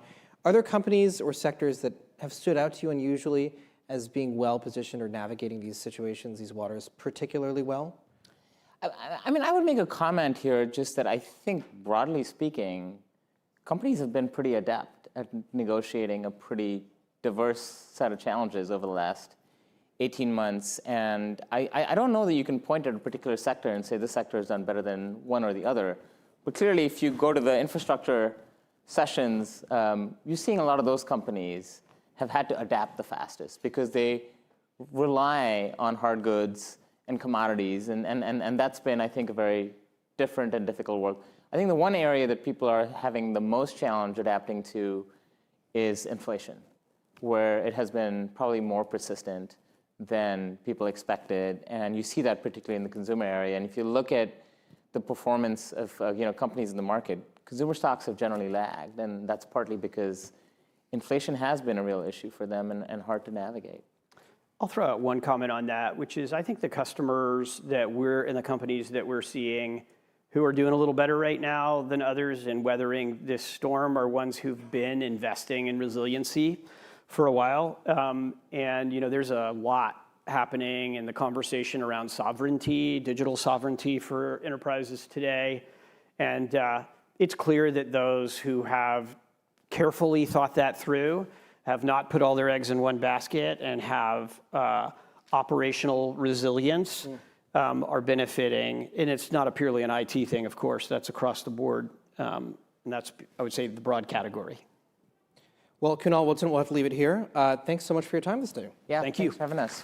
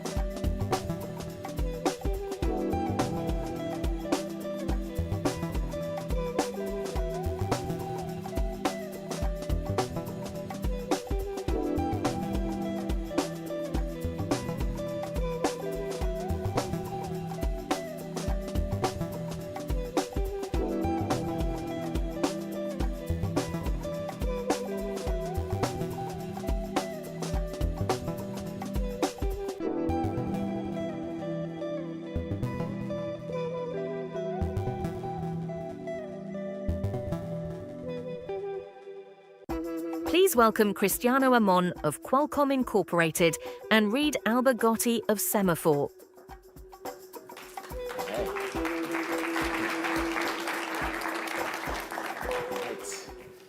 Cristiano, good to see you. Thank you for being here. No, happy to be here. Good talking to you, Reed. Yeah, and thank you all for coming.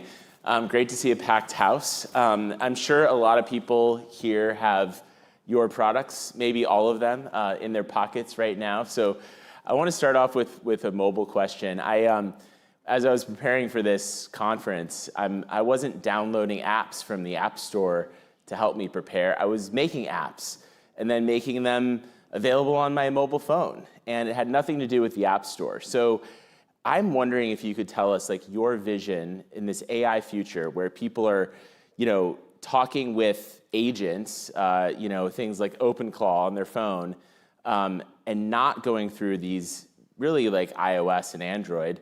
How does that change the whole mobile ecosystem?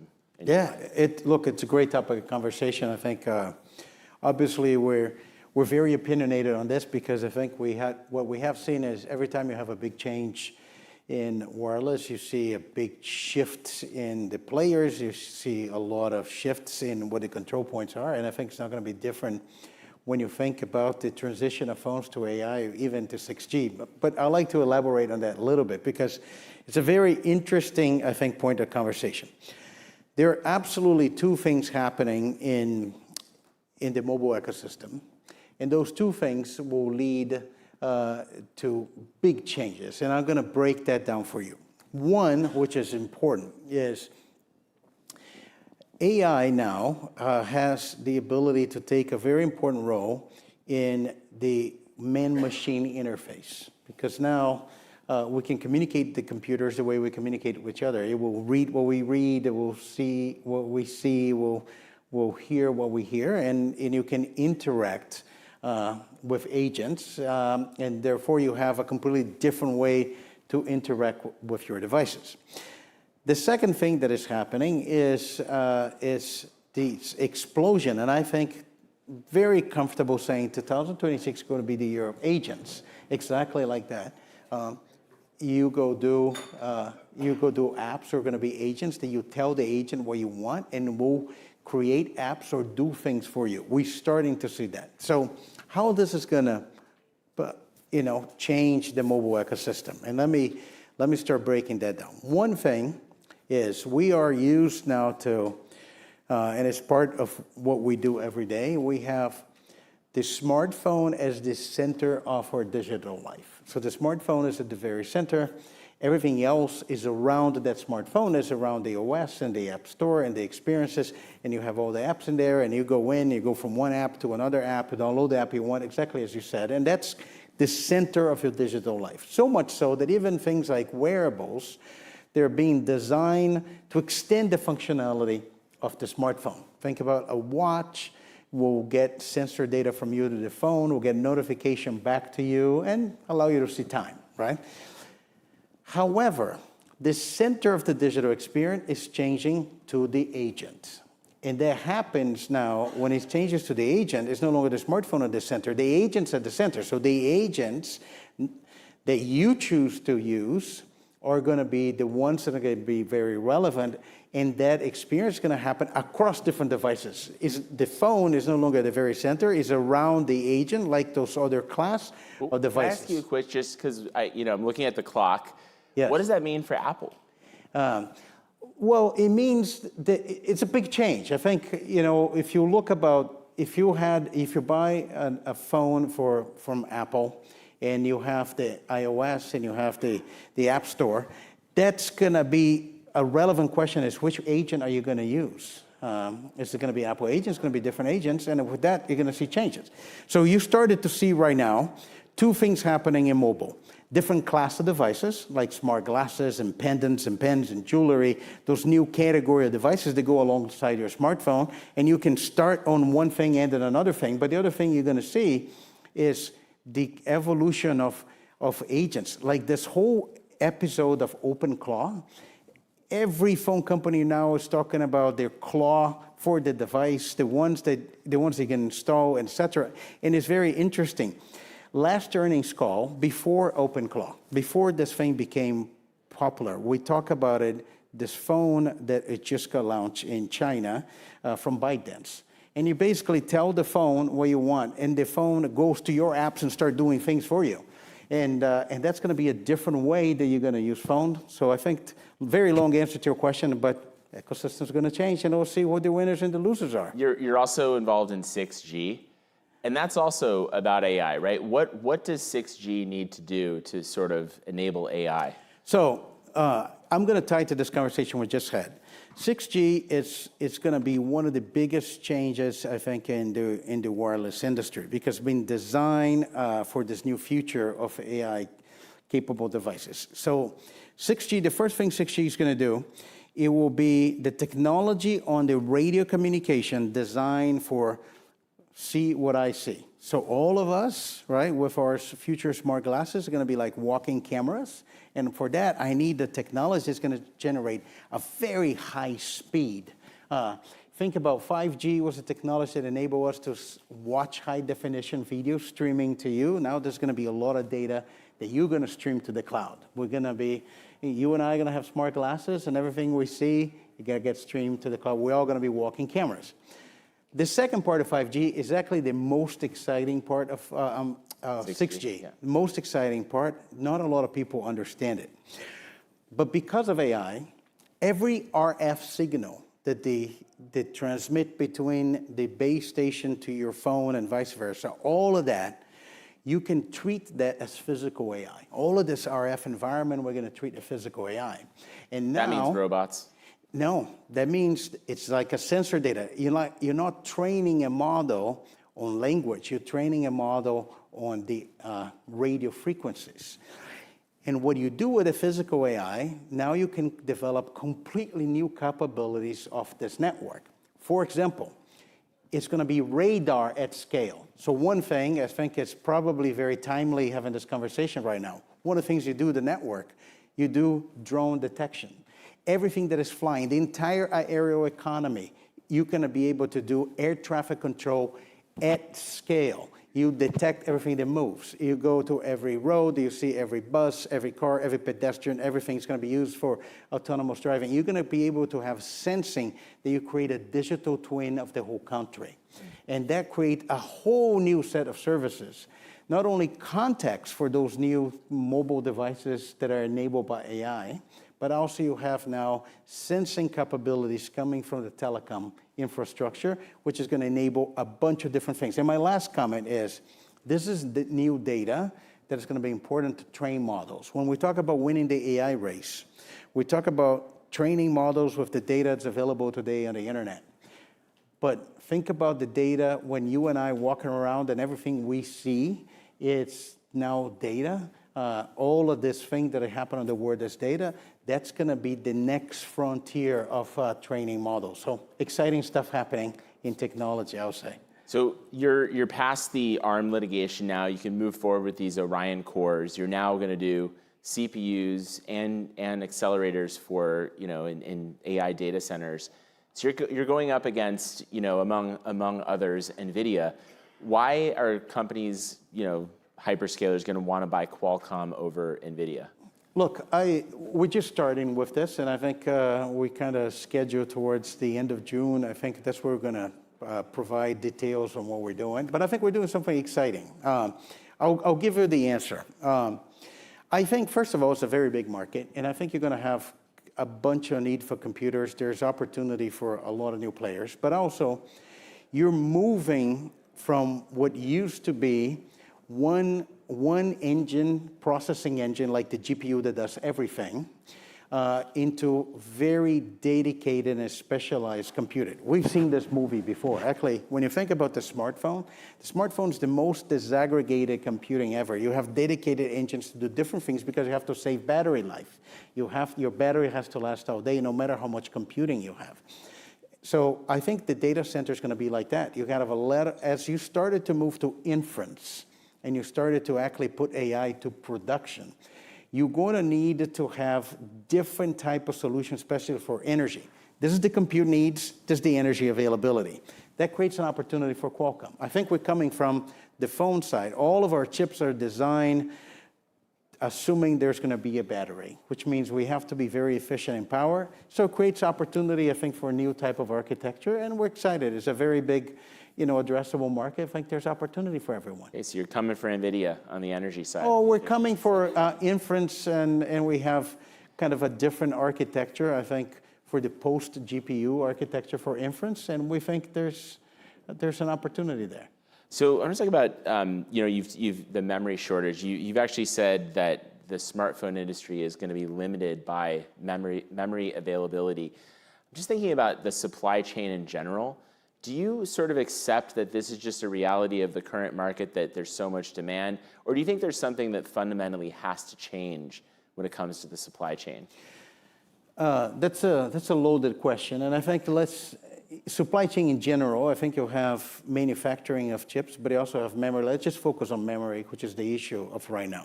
I think what happened is you have this massive amount of demand for compute, and especially you see on the data center because of AI. So you have a mismatch on the total demand and what's available for memory that created an industry shortage. There's not enough capacity to build memory everywhere, and as a result, some of those memories get prioritized for the data center. Some other industries are now dealing with the impact. Like the phone market, it's smaller, just not because there's no demand. Actually, we're seeing in the beginning of the year, the demand is very high. You look at the success of a lot of the premium smartphones, whether the iPhone or on the Android side, but just there's not going to be not enough phones for everybody because of memory. That is causing a temporary constraint. As people build more capacity, this is going to go away. But there are other things that I believe is going to change. I think innovation usually happens when you have necessity, I think. And then you have a situation right now for completely new architectures that are going to be more memory efficient. You saw what Google announced with some algorithms to make models smaller. There's some of the things we're doing. And I think that is going to probably improve the situation. So I'm optimistic by 2027 we have a little bit of a better position in memory, but we'll see. 2027, okay. So, all right, final question, running out of time. You compare yourself in this industry, Qualcomm, to being a gladiator. It's kill or be killed in this industry. So who's the next gladiator that you're fighting against? Who do you see out there? Well, the way I use this metaphor, and I use that internally a lot. I think I tell folks, and there's a reason for that, which is if you think about how we started this conversation today, right? If you look at the mobile industry from 2G to 3G to 4G to 5G, and now 6G coming, you see great companies that went from hero to zero, right? You look, I think you remember BlackBerry, you remember Nokia and all of this. We're very fortunate that we've been there since the beginning and we survive. We be able to navigate to all of this. But I think what we learned through this process, the company has to always reinvent itself. I think that's what we're doing right now. So we use this metaphor because like a gladiator, you go to the Coliseum, you have one of three outcomes. You're going to survive, you're not going to survive, or you're both not going to survive, right? So you have 33% probability of success. And if you survive, the only thing you get is to go to the Coliseum one more time. And so that means, I think, that's how I use this metaphor. I think companies, success today doesn't mean anything. Doesn't mean anything. You have to always reinvent yourself. The market changed, technology changed very fast. And go back to how we started this conversation. I think there's so many changes in the mobile industry, AI. Let's see what happens. Let's see, how the players are going to evolve and change. All right, well, this gladiator fight is over. I'm going to let you go, but okay. I really appreciate it. Thank you.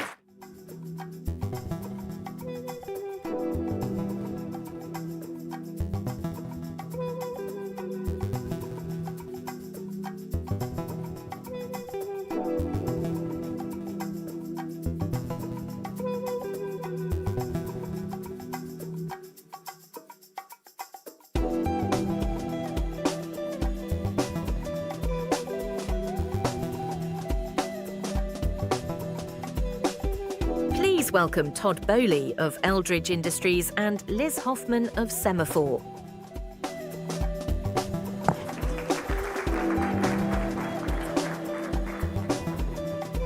Todd, welcome. Good to be here. So you were, back in the 90s, one of the first people to figure out that insurance was not, in fact, boring, but could be very interesting. It could be a really interesting way to fund a lot of investments. You did it at Guggenheim, you've done it now at Eldridge, which I think is about a $70 billion asset manager these days with a lot of insurance money. It's in media, it's in sports, it's in real estate. This is a bet that Wall Street broadly has caught up to, and that model has been copied all over the place. Curious kind of what you make of the evolution of that model, where you see the risks emerging. Why is people's life insurance the right way to fund a bunch of investments that run the gamut from pretty staid to further out the risk scale? Well, it's great to be here, but the first thing, obviously, is that Warren Buffett started this a long time ago. And I think that when you're in the insurance business, you're set up to really be able to go from point to point, right? So when you're a bank model and your funding is short-term deposits, I think that can change very quickly. But if you're an insurance company, and there's more 100-year-old insurance companies in the US than any other industry, which is a real testament to the business model. And Security Benefit was founded in 1892, $11, 11 people each chipped in $1. First insurance company to offer life insurance to women. And so, a cutting-edge insurance company a long time ago. And now we're looking at the world where it's becoming more competitive. Like everything, in order to generate rates of return, you can't sit back and watch the bonds come into your inbox. You have to figure out how to go out and create them. And so I think that that's been a model that we've been on for a very long time, over 15 years now. And when we started at Guggenheim, our largest shareholder was an insurance company. So they became our largest client as well. And we started to realize that you have this funding advantage, and you also don't have the same leverage in the system, right? So banks run, they did run, kind of 30 times assets to equity. At Security Benefit, we run roughly 6 times asset to equity. And that gives us a really broad mandate to be able to move up and down in the capital structure, and find compelling investments. Because I think if you're, a typical insurance company, would look at the world and say, we're 50% investment grade corporate bonds. And of course, what's happened is investment grade corporate bonds are now, trading at, 80 basis points over the Treasury index. You're not getting paid a lot for that risk. No, I just don't think so. I think, if you go back from 12/31/2014 till the end of 2024, and you look at various rates of return, and you go to Bloomberg and you say, kind of Bloomberg US Treasury equal weight go, the cumulative rate of return over that 10-year period owning US government equal weight risk, was less than 9% cumulative.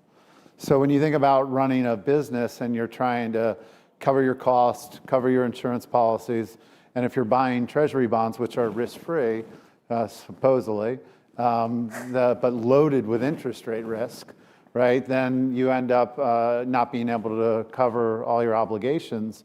So it's a sure way to go broke over a long period of time, in my opinion. You look at the same thing with the U.S. investment grade, Treasury, the U.S. investment grade corporate bonds. They returned, I think it was roughly 28% over that same 10-year holding period, so sub 3% a year. You go to the Credit Suisse, now the UBS High Yield Bond Index, and it was closer to 63% over that same period of time. So obviously high yield bonds are perceived to be more risky than treasuries, yet they were actually generating a rate of return over this period of time. So those are all fixed rate instruments. And then if you go to Credit Suisse Leveraged Loan Index, which generally the loan index is senior secured and it's sits on top of the capital structure relative to the bonds, no interest rate risk because they're all floating rate. That was like a 66% cumulative rate of return. And then when you go to the JP Morgan BBB CLO index, over that same period, it was closer to 90%.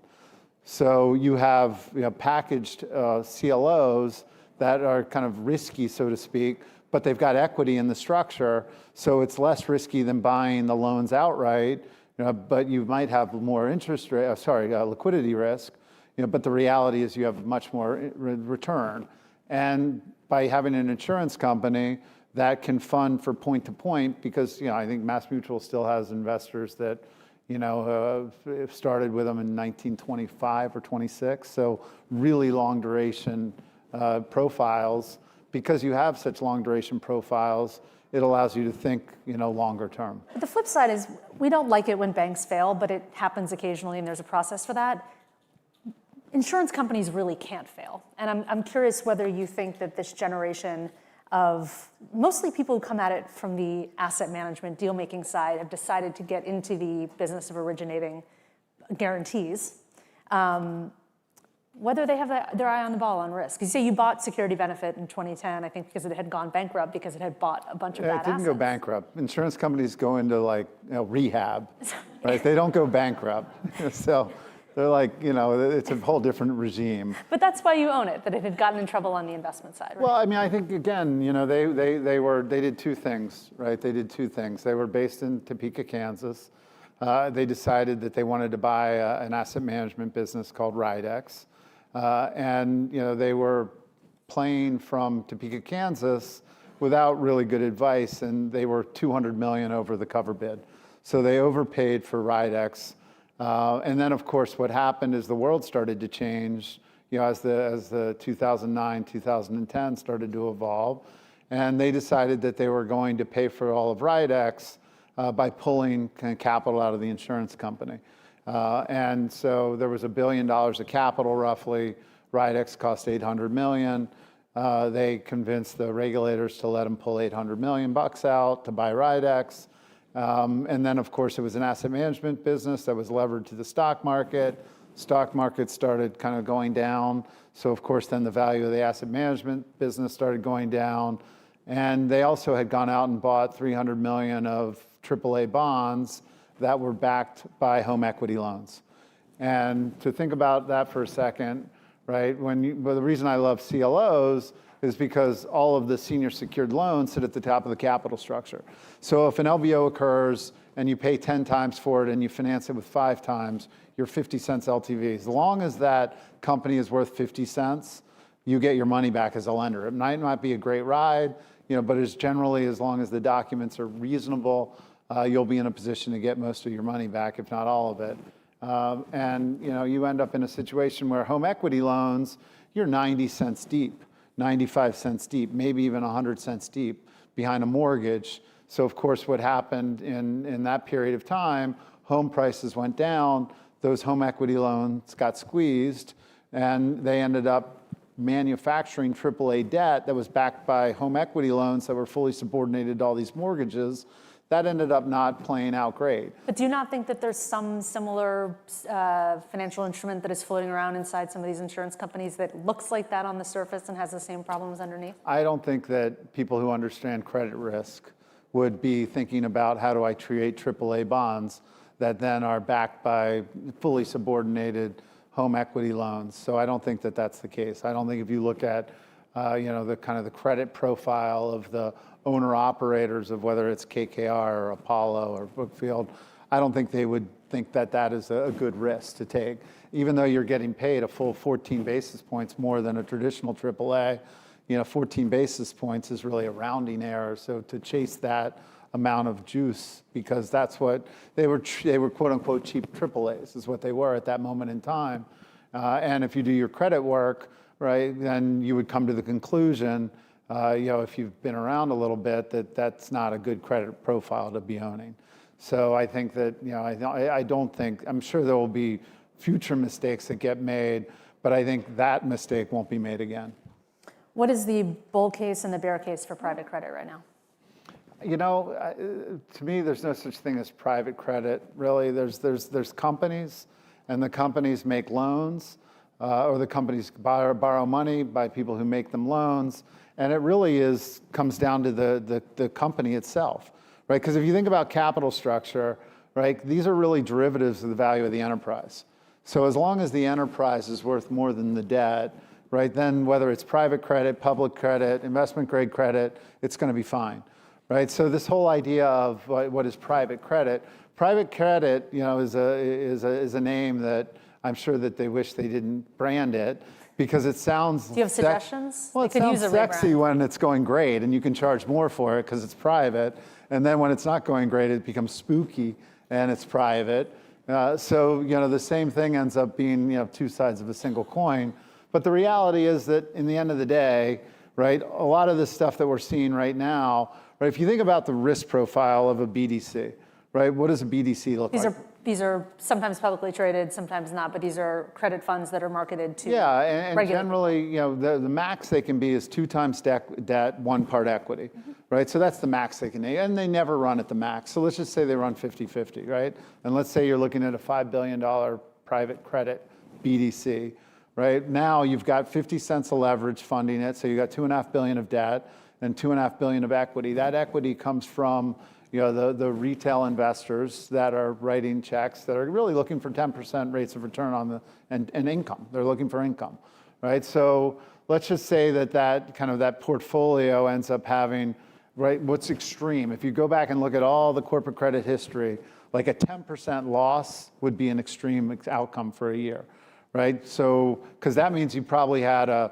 20% default rate, a 50-cent recovery, and you end up taking a 10-point loss.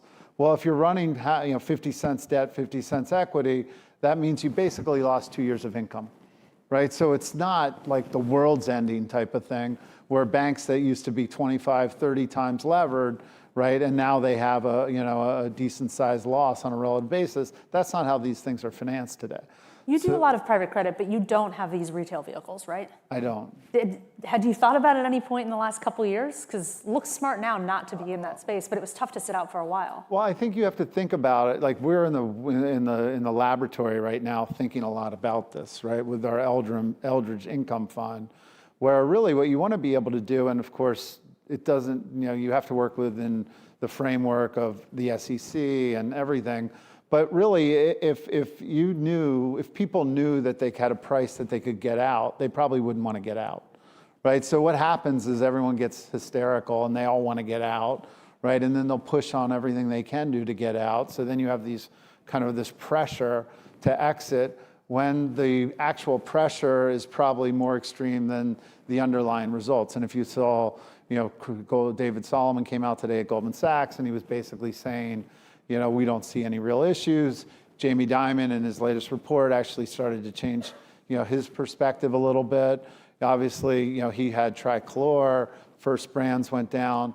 Trichlor we looked at. Trichlor was basically a subprime finance company in Texas, right? So when you actually think, well, what's going on when you're financing a subprime company in Texas, right? Right now, the people who are taking those loans are probably more mindful of what's going to happen to them, within Texas, right? Then, are they ultimately going to have to go somewhere else versus being in Texas? The last thing they're worried about is their car loan right now. So of course, Tricolor was to us, an obvious one that was, not something that we were going to participate in. And we saw the same thing on First Brands, right? We didn't participate in First Brands, so I'm sure we'll get burnt, because when you're playing kind of in the markets, you always get burnt. But I think, the reality is those two were reasonably easy to spot. One more very quickly, because we're almost over time. You invest a lot in media, which we in the media appreciate, but it's a challenge business. You own Rolling Stone, Billboard, Variety. You invested in A24, the studio. They're more profitable places to put your money? A24 has been an absolute home run for us. I mean, we put $19 million in it in 2012. Today it's worth over $4 billion. It was on my whiteboard when we started it. I think brands like Billboard, Hollywood Reporter, Rolling Stone, Variety, Golden Globes, South by Southwest, Billboard Music Awards, that's our kind of event plus our digital media business where we really have authority, right? The Billboard authority, the Hot 100 goes back in perpetuity. And we created another data company called Luminate on the back of it, which has been doing great. And we just got announced that CBS is now using our Luminate data versus Nielsen data. So we expect that to continue to grow. We're having a great year so far. So yeah, there's different elements of media that make it complex. But I think if you have the authoritative brands that stand for something, that have been around over 100 years, or you've got great convening power, which is what South by Southwest has, which we do for 2 weeks in Austin. We now do it in London. We're doing it in Sydney. We're going to take it around the world. We think that that is a great brand to convene around. So the combination of authoritative brands with the live event business, we think is a really good combo. We also love the fact that A24 is probably, we get so much repeat business between directors, actors, and actresses. We have a whole A24 labs where we're using AI, but taking people down that AI journey, with us is really, I think, we're proving that, the people are comfortable with what we're trying to achieve. Convenings, authoritative, live events, speak in our language. We'll have to pick your brain backstage. Thank you so much for coming.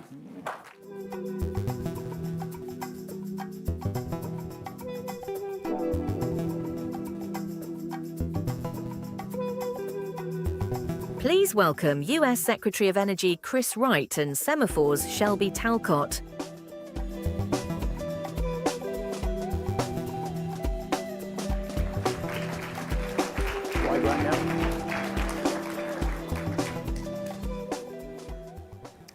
Thank you so much for joining us, Secretary Wright. This is your second time here, actually, so we're glad to have you back. I want to start with a topic that you've been really focused on, which is nuclear power. The president has this goal of quadrupling nuclear capacity by 2050. You've seemed pretty confident that the US can reach that. There's been concerns about how long it takes nuclear to be developed. Can nuclear really be developed fast enough to keep the US competitive with China in the AI data center race? Well, President's aggressive, as we all know, but it's usually based on substance, and I think it is here as well. Before I get to the meatier question, let me say one of the things the President asked for was these test reactors. Early last year, so 13, 14 months ago, he said, we want to get 2 of these new reactors critical, meaning their full nuclear systems running by July 4 of this year, the nation's 250th anniversary. There's not much happening in nuclear for a few decades. To want to get something done in 18 months, that's aggressive. But through the DOE, with our regulatory authorities, we are moving through. We had 11 reactors apply to be part of this program. And I think we will not only have 2, but probably more than 2 of these next generation small modular reactors critical by July 4 this year. So the technology is moving fast. The private capital is fast. Bigger reactors take longer time. So it's an aggressive goal. But I think there's a very real chance that we'll hit it, and there's no doubt we will have a massive, massive expansion in nuclear energy production in the United States in the coming years and certainly in the coming decades. There's been some growing pushback against the huge amount of power that these data centers demand on the local and state level. Could that slow down the president's goal of achieving this, quadrupling nuclear capacity by 2050? No, because I think it's grown the constituency that wants more power, that wants to expand the capacity of our grid. During the Biden administration, in those 4 years, they closed 50, 60 gigawatts of firm, not at retirement age, generating capacity. And we saw the result of that, was no growth in American electricity and much higher prices. So people today, of course, want lower prices, which means more supply. We also want to lead in AI. So we've just got to bring common sense back to electricity, which is to get more out of the assets we have and build new assets as quickly as we can. So we're uprating nuclear reactors, we're uprating natural gas reactors, we're uprating hydro reactors, meaning taking existing reactors and adding to it. But no, this desire for more electricity generation, I think, is actually a tailwind for nuclear. You're probably implying funding for them. Mm-hmm. And yeah, they're not going to, the original ones will not be funded through the traditional utility model. That just hasn't worked for a while. What are you thinking of in terms of how that will be funded? So a lot of that will be funded by the hyperscalers. They want to add data center capacity quickly. They have awesome balance sheets and massive amounts of capital. They're willing to lean in and invest in new generation. So they're going to be equity capital for probably most of the nuclear that gets built. And then the Energy Dominance Financing Office in the DOE. We have actually enormous lending authority, but a small credit subsidy. which means we have to lend smartly. We have to lend where we're going to get paid back. But are we going to get paid back by hyperscalers and developing large-scale assets? Yes, we are. So the capital is there to get it going. I'm sure you know about the ratepayer protection pledge. So we've tried to wed two things together. We need massively more electric generating capacity for the US to lead in AI, which I think is incredibly exciting. There's massive upsides in that. And frankly, there's massive downsides of not leading in AI. But through the ratepayer protection pledge, we've got agreements with all of the developers of data centers that they'll put capital up front, they'll pay for the power demand they need, and they'll pay for additional things that'll strengthen the grid. Many of the deals we've struck have 2, 3, 4-year freezing of electricity rates in nominal terms, which means a slow decline in real terms. And in Indiana recently, we've got a utility there applying for a rate decrease. So I actually think data centers and this new demand, and new supply being put on the grid, those are going to be forces to push down the price of electricity, not drive it up.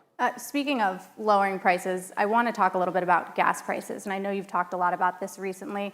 But the president said yesterday that high oil and gas prices could be here to stay or could even be a little higher by the midterms in November. You've sounded more optimistic in past interviews, saying you expect gas prices to ease and that there's a good chance that prices could hit under $3 a gallon by this summer. Is that still your belief, particularly given today's blockade in the Strait, or has the dynamic changed there?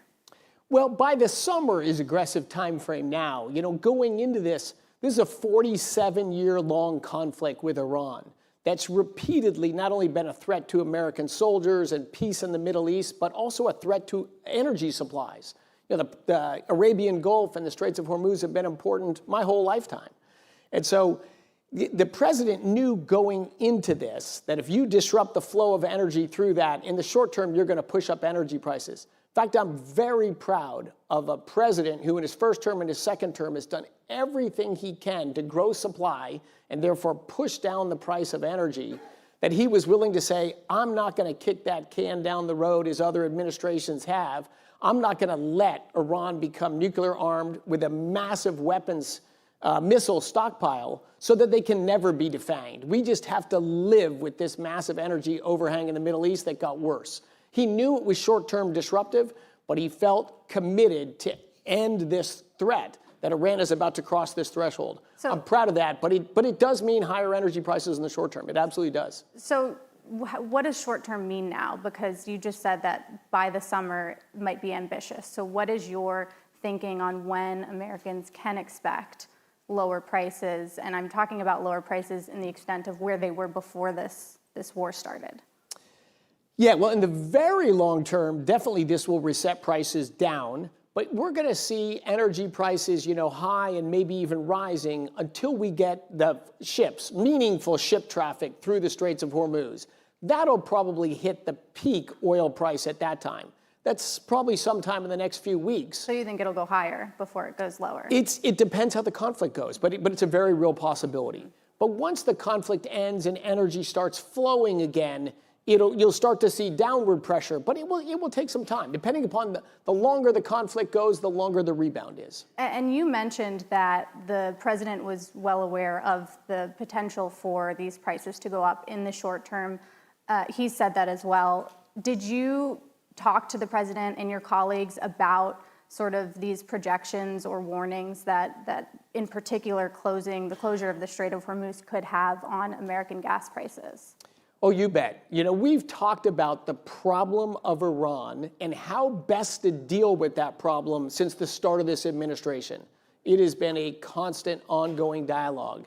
It started with negotiations and pressure. He was very open to how do we resolve this problem, because it's not going to go away on its own. In fact, it's going to get much worse on its own. So very, very active dialogue, the whole administration. What tools does the Trump administration have in its toolkit that you guys haven't used yet if this Iran issue continues to sort of lag on longer than maybe you originally anticipated? What more can the administration do to sort of make gas prices go lower sooner rather than later? Or is it entirely up to ending this war fully reopening the strait and this situation coming to a conclusion? Now, there's a number of creative things, and a number of which we've already done. Obviously, releasing a coordinated release across the world from the Strategic Petroleum Reserve. We changed the blending requirements for gasoline production this summer. That meaningfully grows U.S. refineries' ability to grow the supply of gasoline. That'll have some downward pressure. We temporarily waived the Jones Acts to move energy around, because unfortunately we have a couple regions, California and New England stand out the most, that have sort of made themselves energy islands. So they're most at risk. Europe and Asia. Are those the hardest to fix, in your view?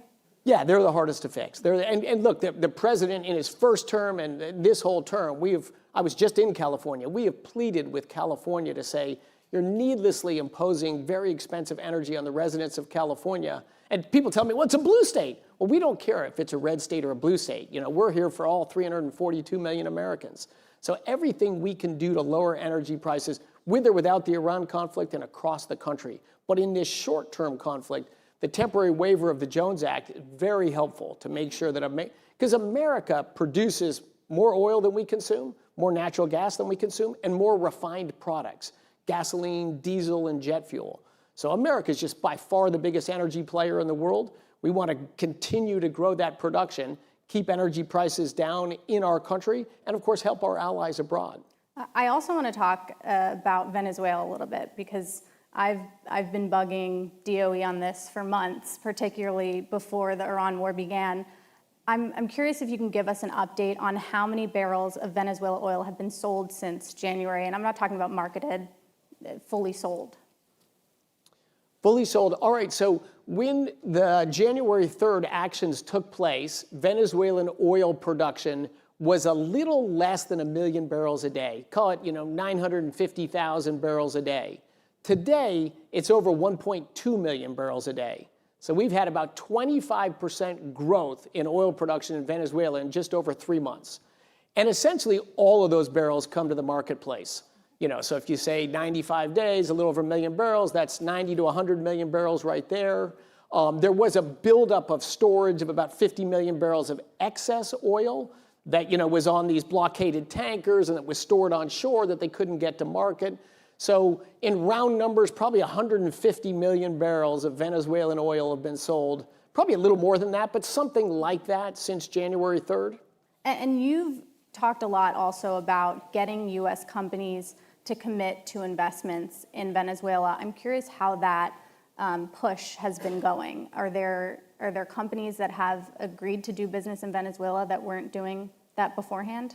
In fact, there's 5 American companies in Venezuela right now as we speak, down there with our Assistant Secretary for Hydrocarbon Energy and Geothermal Energy is down there with them right now.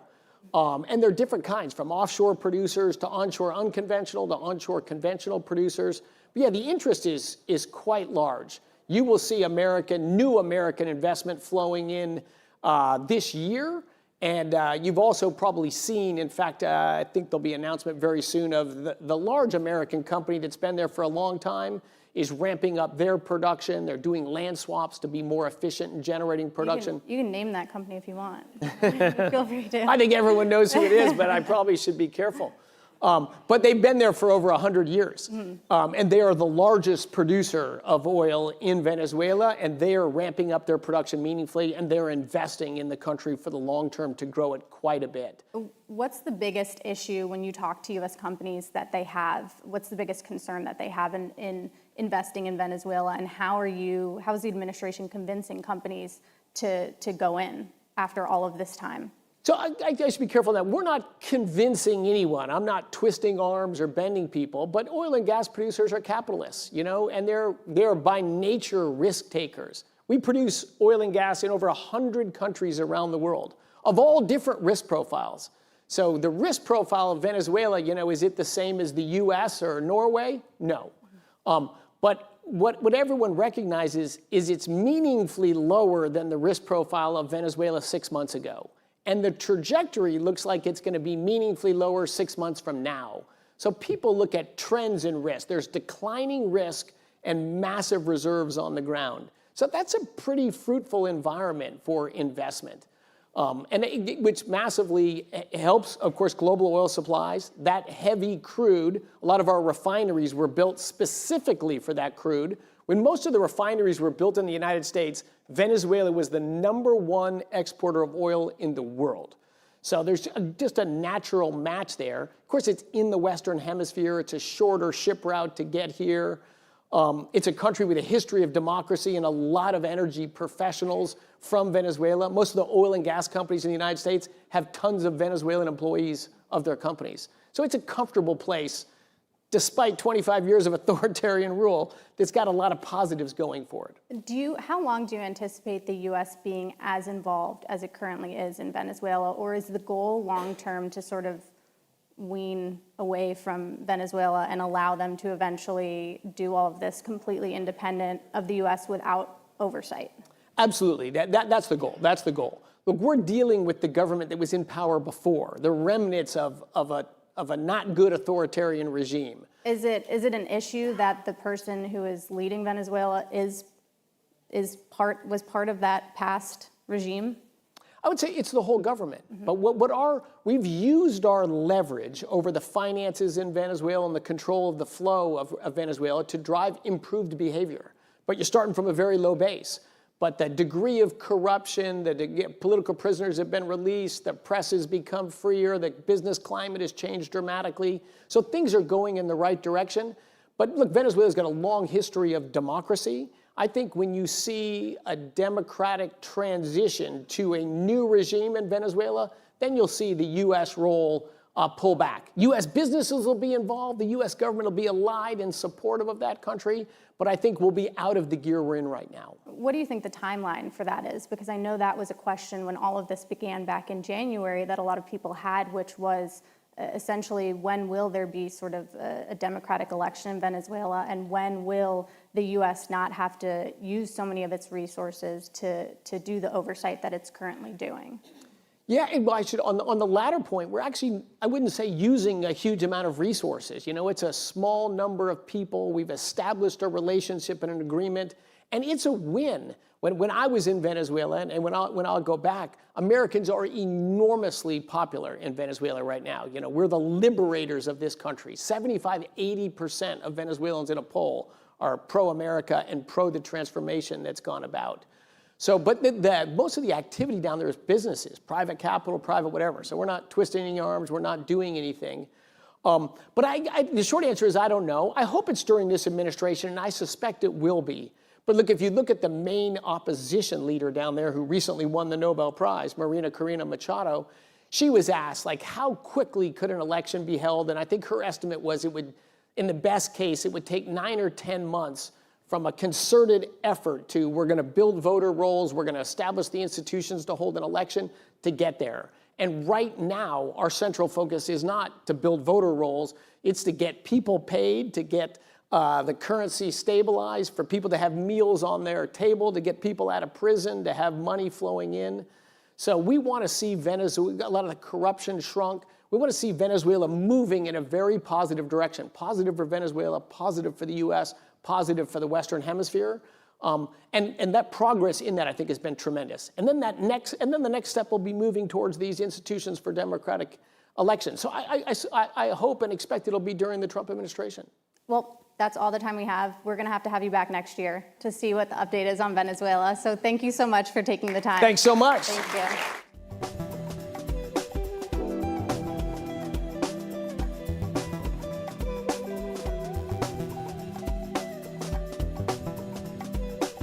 Thank you for attending today's live journalism, and to our partner Infosys. We hope to see you again tomorrow morning starting at 9 a.m. here at the Conrad.